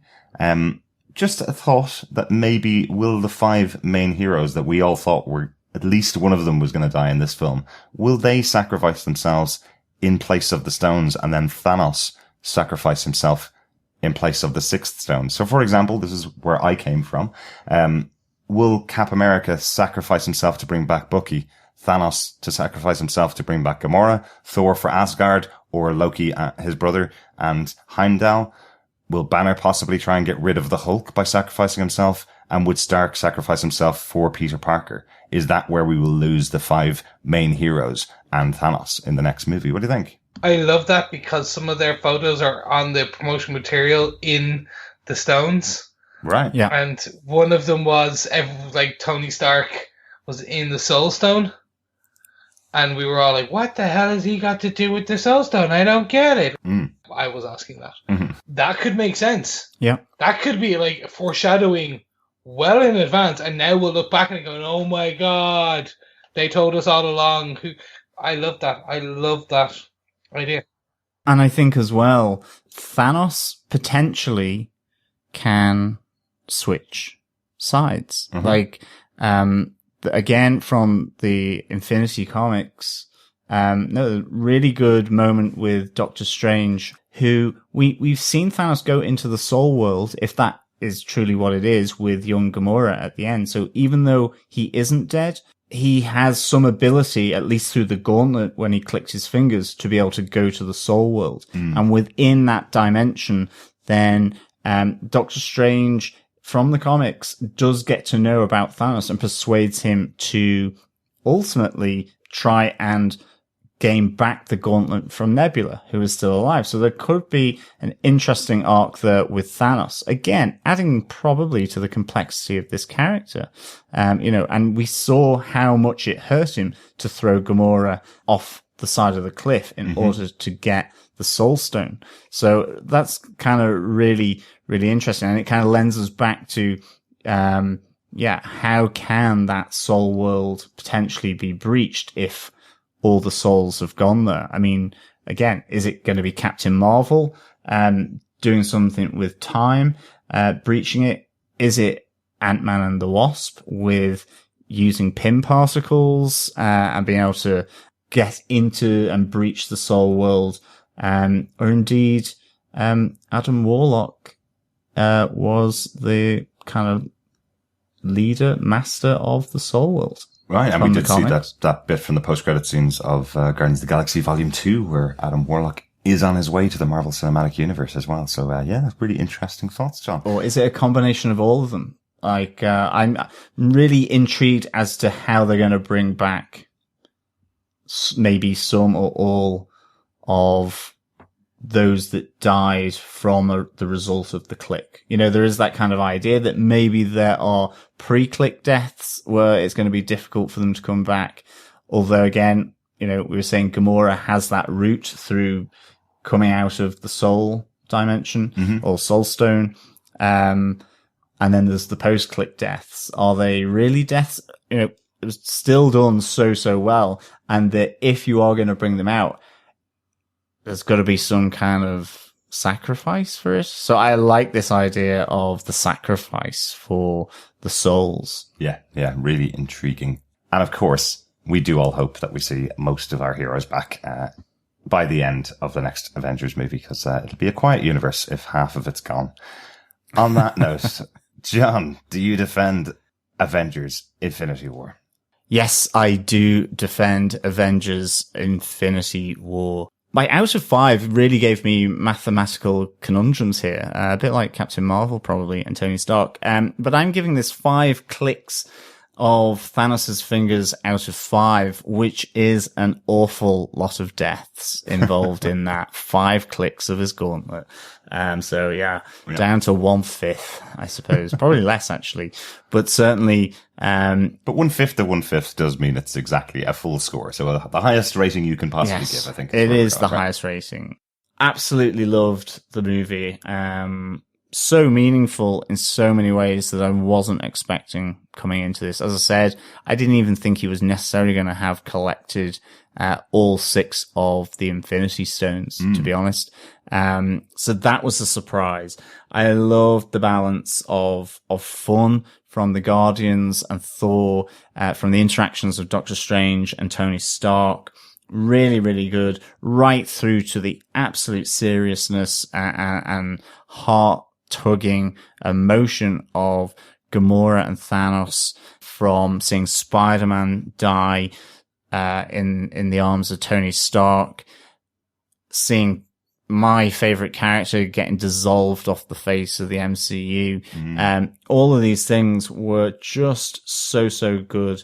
I really felt that Star-Lord and Gamora as well, along with Wanda and the Vision, I just felt there was so much meaning to those situations that they're in terms of Wanda trying to sort of weigh up whether to kill Vision like he was asking, or to try and save him from Thanos' grip, to Star-Lord having to make that choice as to whether or not to shoot Gamora because she knows where the Soul Stone is. So many different things, and with such a cast, it was fantastic. For me, I really just thought Thanos was amazing, really, and I really want to see him and his story in the next Avengers. Or, you know, Thanos is back, as we saw, or Thanos will be back. So seeing him there sort of enjoying his mission accomplished, I think be interesting to see how he's now brought down from this and how that plays out. It'd be so good. So yeah, for me, this delivered on so much stuff. It was great seeing Doctor Strange and Tony Stark. And again, I do think that we're in the end game. Just a great line between Stephen and Tony, as to what that means. And then the post-credit scene, seeing Captain Marvel sign there on the pager. Yeah, so many things. How are they going to defeat Thanos? Are they going to reverse what's happened? Who's dead? Who's alive? Like, we could talk about this forever. So absolutely defend Avengers Infinity War. Excellent. And yes, you're right. The first Marvel movie to have finished with the villain will return, but not any of the heroes being mentioned. Thanos will return in the next movie. Chris, do you defend Avengers Infinity War?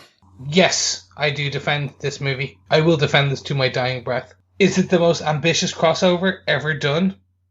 I think yes. Some people argue, but I think yes. This film is a culmination of the MCU, and it's not over yet. Like, it's still gonna go. The way they handled so many characters, the way they handled the storyline, the way they threaded everything. They gave everyone what they wanted. They gave you a Spider-Man beat. They gave you the Doctor Strange beat. No matter who in the MCU you liked, you saw some form of them, and most likely got a chunk of time with them. Mm-hmm. We got all the teams, and I think that's shows the power of the MCU, shows the power of what can be in cinema. Some people still don't know, like, about Infinity War. Like, the general public will not always know that there will be an Infinity Wars Part 2. Mm. So, to these general public, all they says is Thanos will be back, and by the way, you were ending on a bummer. Mm-hmm. Yeah. Like, that is ballsy in today's day and age. And it shows how filmmakers, and in particular Kevin Feige and the Russo brothers, are taking a beat from comic books. Typically, it was always going to be, we would make a movie version of a comic book. Mm-hmm. Now they're making a comic book version of a movie. When you end on cliffhangers, you have to wait a period of time before you see what happens in the next issue. And like these are ballsy moves, which are translating into big bucks. Yeah. And I think that's the core. Is it superhero fatigue here? No. Will it ever? Maybe. Am I happy? Yes, because this gave me what I wanted. It gave us all what we wanted, I think. Mm-hmm. And it did it well. That is all I can say. I could probably talk for another hour on why I defend it, but I don't think we can spend that much more time. So on that, Derek, do you defend Nick Fury? Avengers Infinity War. I absolutely defend this movie. This is hugely ambitious, as you said, Chris. And throughout talking about the movie, we have focused on the characters. We've focused on the character interactions there.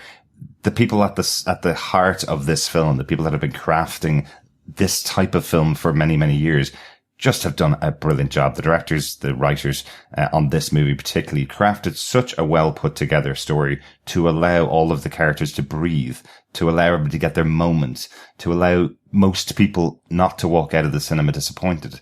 The two people that I think are going to be disappointed, sadly, are the 5 and 6 year olds that went to see Guardians of the Galaxy Volume 1 and 2 and love Groot and expected to see Groot be really central to this plot.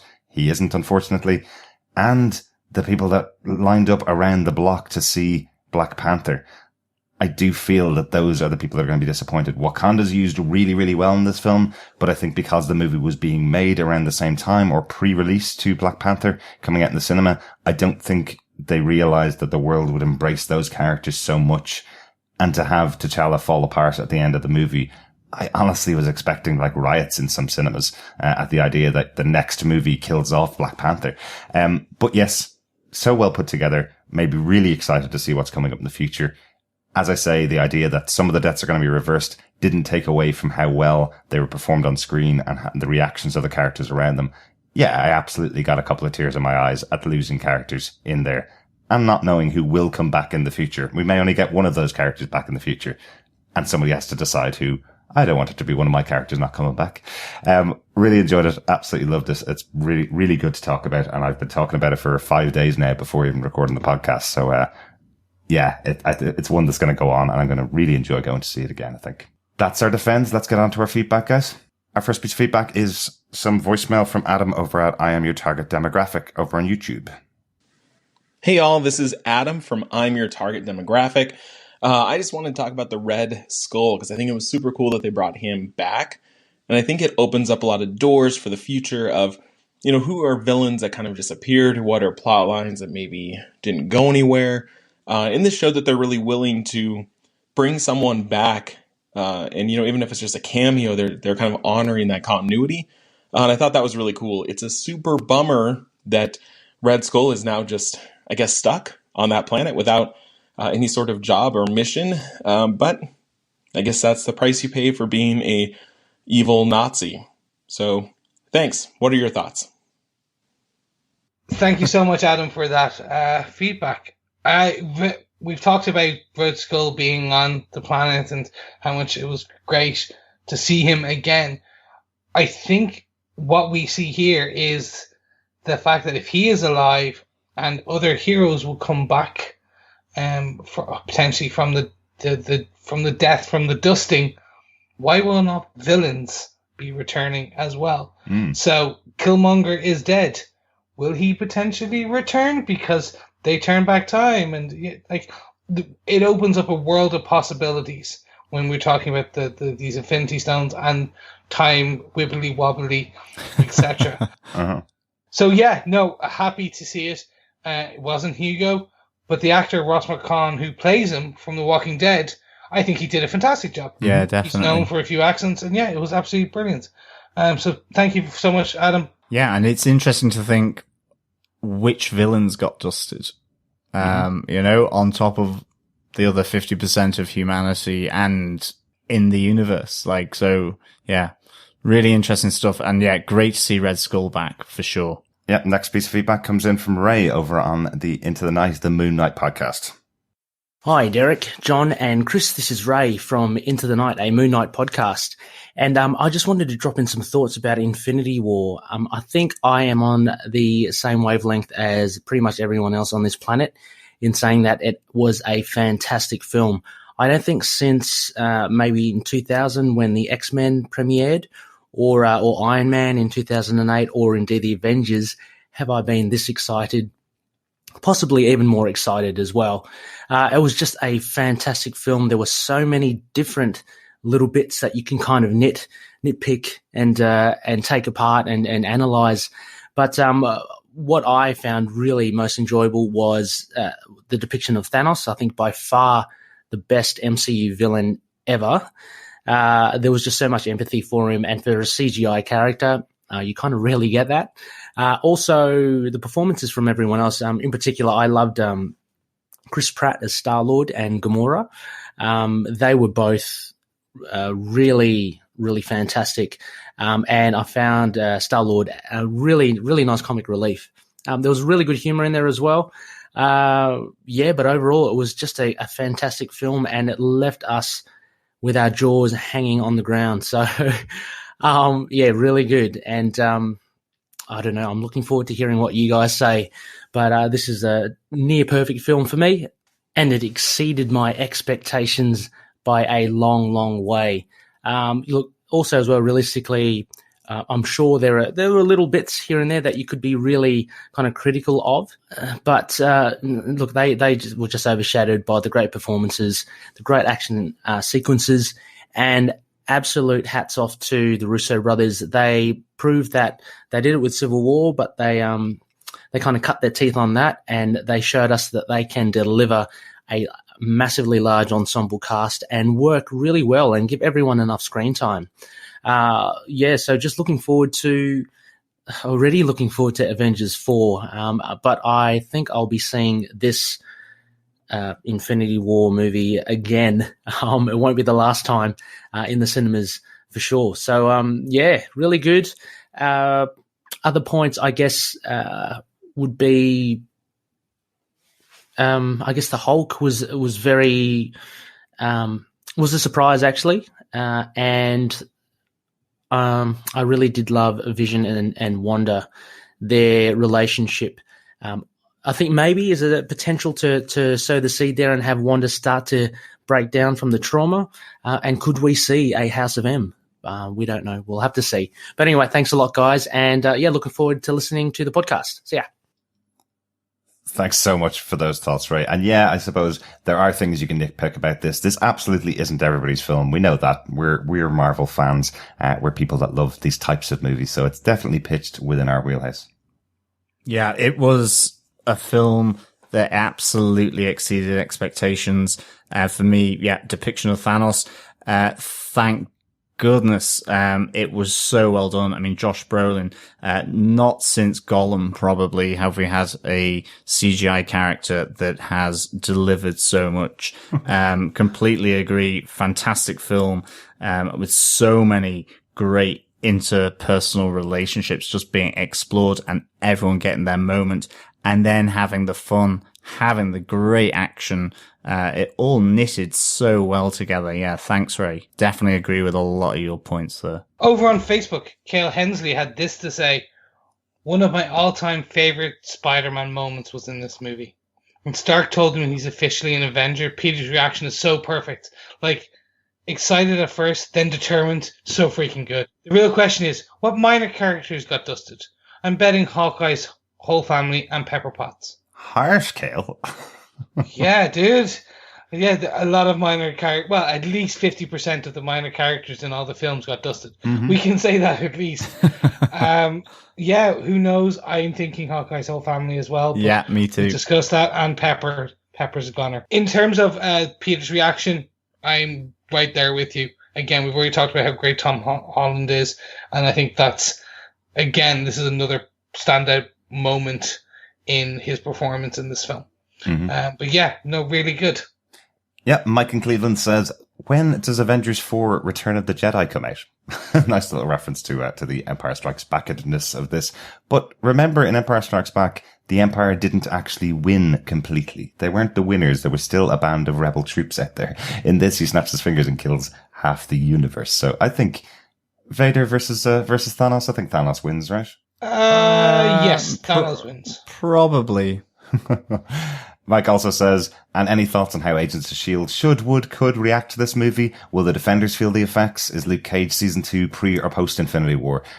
For me, I think Luke Cage Season 2 is definitely pre-Infinity War. We're not going to see any impact at all, I think, on any of the Netflix shows, unless they're going to cancel them in a couple of months' time. There was a small reference to Infinity War on Agents of S.H.I.E.L.D., where we had a moment with Skye. This is not a spoiler if you haven't watched the episode, I promise. We have a moment with Skye talking to another character, where the other character says to her, have you seen all the crazy things happening in New York? And she says, no, I don't watch the news. It gives me headaches. So the Agents of S.H.I.E.L.D. do not know about what's going on in Infinity War, but it does put the timeline of the current season of Agents of S.H.I.E.L.D. at around the point where there's the attack on the Sanctum Sanctorum in New York. So they don't have long left before the ripple effects start to hit those characters. I'm with you in here. I think potentially, if it is, and it will be, mentioned more, the dusting, the snap apocalypse could happen at the end of this season. Mm-hmm. Yeah. And then they potentially will hold off the premiere of the next season, if it gets one, before the next film next year. Well, that's the huge problem, because if Agents of S.H.I.E.L.D. comes back for a season 6, it will start in October of next year. This movie isn't out until summer of the following year. So if they do something significant connecting into Infinity War, they will have to explain it away before Infinity War 2 or Avengers 4 explains it away. So I don't think they're going to have a big tie-in. I think it's all going to happen in the summer in between the two. Can I just say they went into the future and went to space? Mm-hmm. There's a multitude of ways that they can get around it and explain it away. Absolutely. It's like, oh no, we managed to just have the world disappearing, run into this bubble, this warp. It's fine. Hopefully they will connect, potentially. Dave Horrocks over on Facebook had this to say: honestly, I thought the movie was awesome. People reference Empire because of the way it ended, but even Vader didn't have such an apparent clear upper hand. In my honest opinion, this is the best comic book based movie to date, and they've raised the bar again. Completely agree, and that's kind of what we said, and Derek said in the last point, Dave. But yeah, thank you. Yep, completely agree, Dave. This was a really awesome movie. Fun, action, and heartbreak. For those personal comic book characters that are your absolute favorite, or second favorite, or third favorite, plus, Vader probably wouldn't stand a chance, but I don't want to cross-reference iconic movie genres here. But I think this is one of the best comic book based movies to date. Tina Brown says, I really liked it, but won't know if I loved it until part 2 comes out. I know Marvel says it's not part 2, but the way I see it is, of course it is. Unless you think we are not going to get sequels for a bunch of new characters, this is definitely part 1. The first time I read a book or see a movie, I have been known to skip forward if the story starts to drag to see what happens. Typically, the second read view is when I pick up on everything else, and I don't feel like I got an ending on this one yet. But they laid down some excellent tracks. Was so happy to see everyone getting up to speed fairly quickly so the story could progress. Was afraid that would take a long time. Loved the various groupings and satisfied with the villain, which is a huge step up. While not quite up to the level of Killmonger or Kilgrave, Thanos was light years ahead of most of the previous villains, and I think part 2 will benefit enormously from a trimmed down cast. Yes, it certainly will be a trimmed down cast, and the few characters I felt who got a little bit rushed past survived, so I think they'll have more chance to be seen in part 2. Bruce Banner, Black Widow, Nebula, and of course Hawkeye. And I'm calling it now. Black Widow being in trouble will bring back the Hulk. Ooh, yeah. Thank you, Tina. Yeah, I absolutely agree. I think there's so much more to this story still to come. And like any good story, it normally comes in 2 or maybe 3 parts. Think Lord of the Rings, think the original Star Wars trilogy. I think, this really is a fantastic movie in its own right. And I think it will probably get better when Avengers 4 comes out, or part 2 of Infinity War for sure, because I think that will also provide so much more context to what happened in this movie. And I think in particular for me around Doctor Strange and Tony Stark, and of course even with Nick Fury and that pager in the post-credit scene. Again, probably one of the most important post-credit scenes we've had since Nick Fury said the Avengers initiative at the end of Iron Man 1. Mm-hmm. So yeah, completely agree. And I think, Thanos, fantastic villain here. Definitely, I think for me, certainly up there with Killmonger and Kilgrave for sure, but for different reasons. Yeah. Mm-hmm. Yeah, very, very different character. Great thoughts there, Tina. Just remember, it's only 1 year to the next Avengers movie. Not like when people had to watch Empire Strikes Back and had 6 years to go between that and the next movie. So we don't have to wait very long. Lisa Richardson over on Facebook says, I don't recall ever being in a theatre where an audience first started gasping and then screaming and shouting in horror at a movie. While we know some of the dust people aren't dead because of announced sequels, it doesn't take the pain from seeing Spider-Man dying away. Yeah, absolutely, Lisa. Or Doctor Strange. Or Nick Fury. Or Bucky. Oh, God, it was tragedy. It really was. Fellow defender Salim Kisler had this to say. I certainly had a few issues with it, but overall, awesome movie. My heart was legit pounding at times. It had some great Marvel moments. Red Skull! And plenty of funny moments. Thor speaks Groot. I loved the interactions between the characters meeting for the first time, and that ending was just gut punch after gut punch after gut punch. Can't wait to see how they fix it. Oh, and Loki going out a good guy was cool. Rest in peace, Loki and Himdall. I don't believe we've seen the last of anyone else. But he does believe we've seen the last of Loki and Heimdall. Yeah, the question does become, was anyone who was dead pre-click? Are they still dead when the click is reversed? Who knows? We have to wait and see. Mm-hmm. But Loki going out a good guy, we talked about at the beginning of this podcast, was absolutely fantastic. Mm-hmm. Yeah, thank you, Salim. Claire Payne on Facebook also says, I don't think I have ever had a tear roll down my face during a superhero movie. Avengers Infinity War delivers for beyond expectation on the humor, emotion, and action. Mm-hmm. Tom Holland needs to do as many Spider-Man movies as possible. I love him in this role. A great new suit, and the way he clung onto Tony Stark before he disappeared into dust was heartbreaking. What really impressed me about this movie was how well all the characters were balanced and interacted with each other. Thor with Rocket, and Groot was genius. Peter Dinklage as Itri was a great addition to this film in forging Thor's axe. Thor calling Rocket a rabbit throughout was consistently amusing in just how he got away with it. Then again, Rocket was made captain. Also, where was Ant-Man? Claire also wants to know if John, i.e. me, likes Thanos now. I do. Yes, Claire, thank you so much for the feedback, and I can confirm I do like Thanos now. Yeah, there was just something about those post-credit scenes where he was just sat on the throne. He didn't feel menacing enough, but wow, did he become menacing in this movie. Yep. So much, and not just menacing, but complex.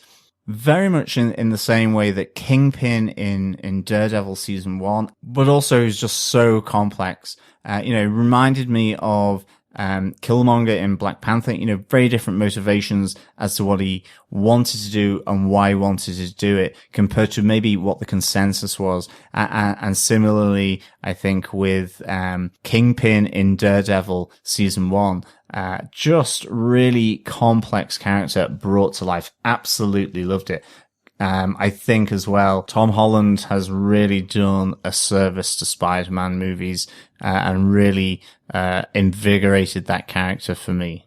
So yeah, thank you so much, Claire, for the feedback. Yeah. And where was Ant-Man? Well, the new trailer's out now for Ant-Man and the Wasp. We've seen it earlier on today. And yes, we do know he's under house arrest after the Sokovia Accords. That's why he wasn't allowed to go on any of the missions with any of the team, the Secret Avengers, or any of the groupings. So, we'll see a lot more of him, as the next movie comes out, Ant-Man and the Wasp.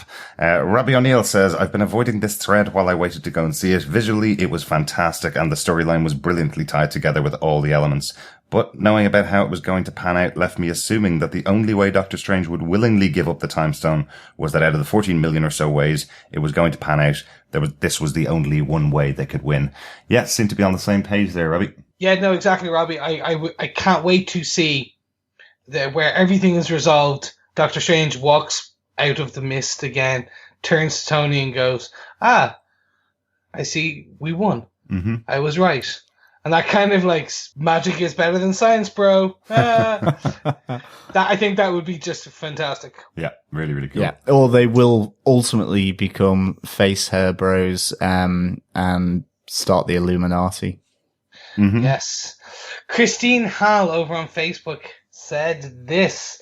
There is so much to say about this movie. One thing I was extremely bothered by was the lack of Hawkeye. As an original Avenger, he 100% should have been in this film, even if it was for a few minutes. Even if it had been scheduling conflicts, Hawkeye should have been in this movie, period. Christine, thank you so much. I'm in agreement with you.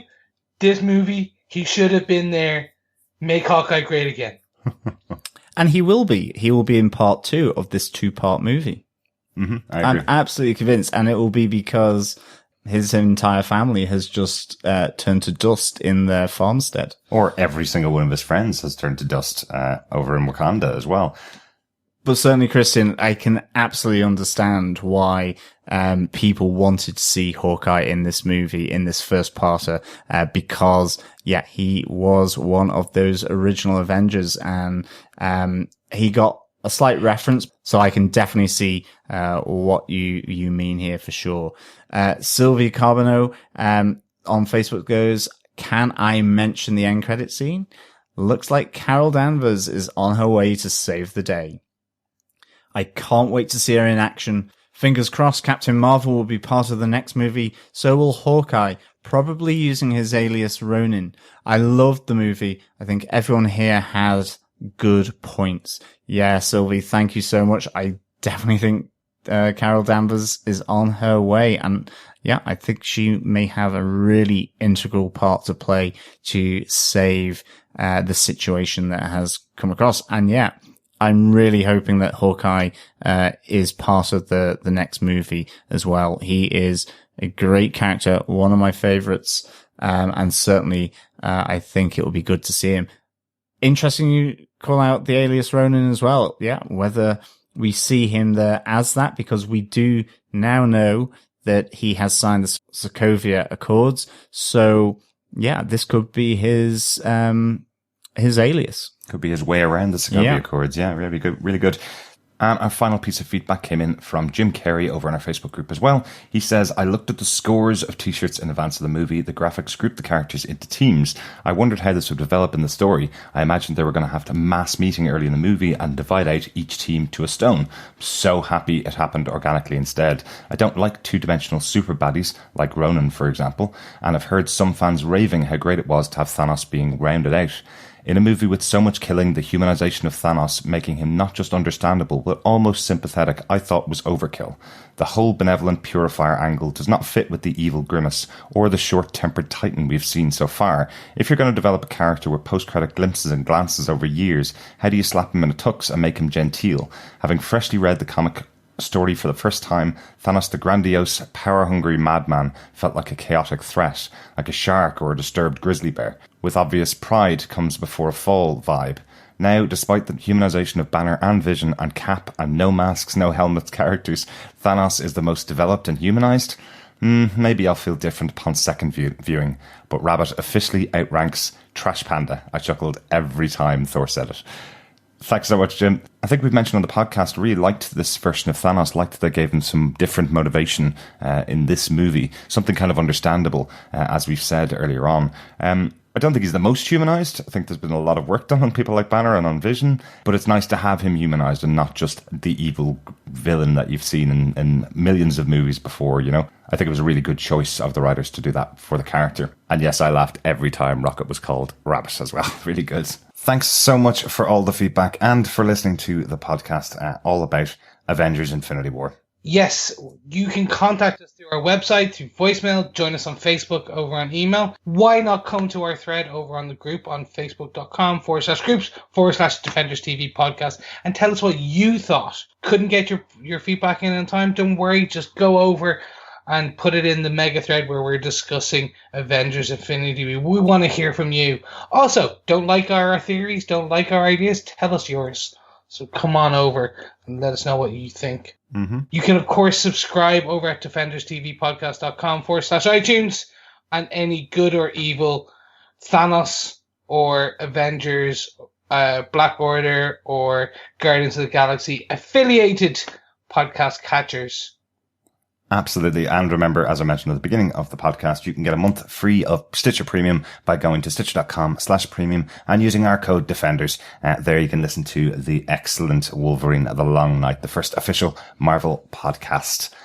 We'll be back for our next Marvel movie because we're on a bit of a break from Marvel TV. Back with our next Marvel movie, Deadpool 2, as we mentioned, on which releases on May 18th. Make sure you subscribe to the podcast on your podcast catcher of choice at defenderstvpodcast.com. And we're going back for the Netflix universe on the 22nd of June with Marvel's Luke Cage Season 2. Really looking forward to this summer. This has been the biggest year for Defenders TV podcast so far. Looking forward to some great stuff to cover as we get into the rest of the year. Thanks so much for joining us, fellow Defenders. Thank you so much from your friendly neighborhood, Chris Jones. Yes, as always, thank you so much for listening. It's really been a pleasure speaking about this massive movie with you. And of course, we will speak with you again next time. Chimichangas. Hoary hosts. Bye.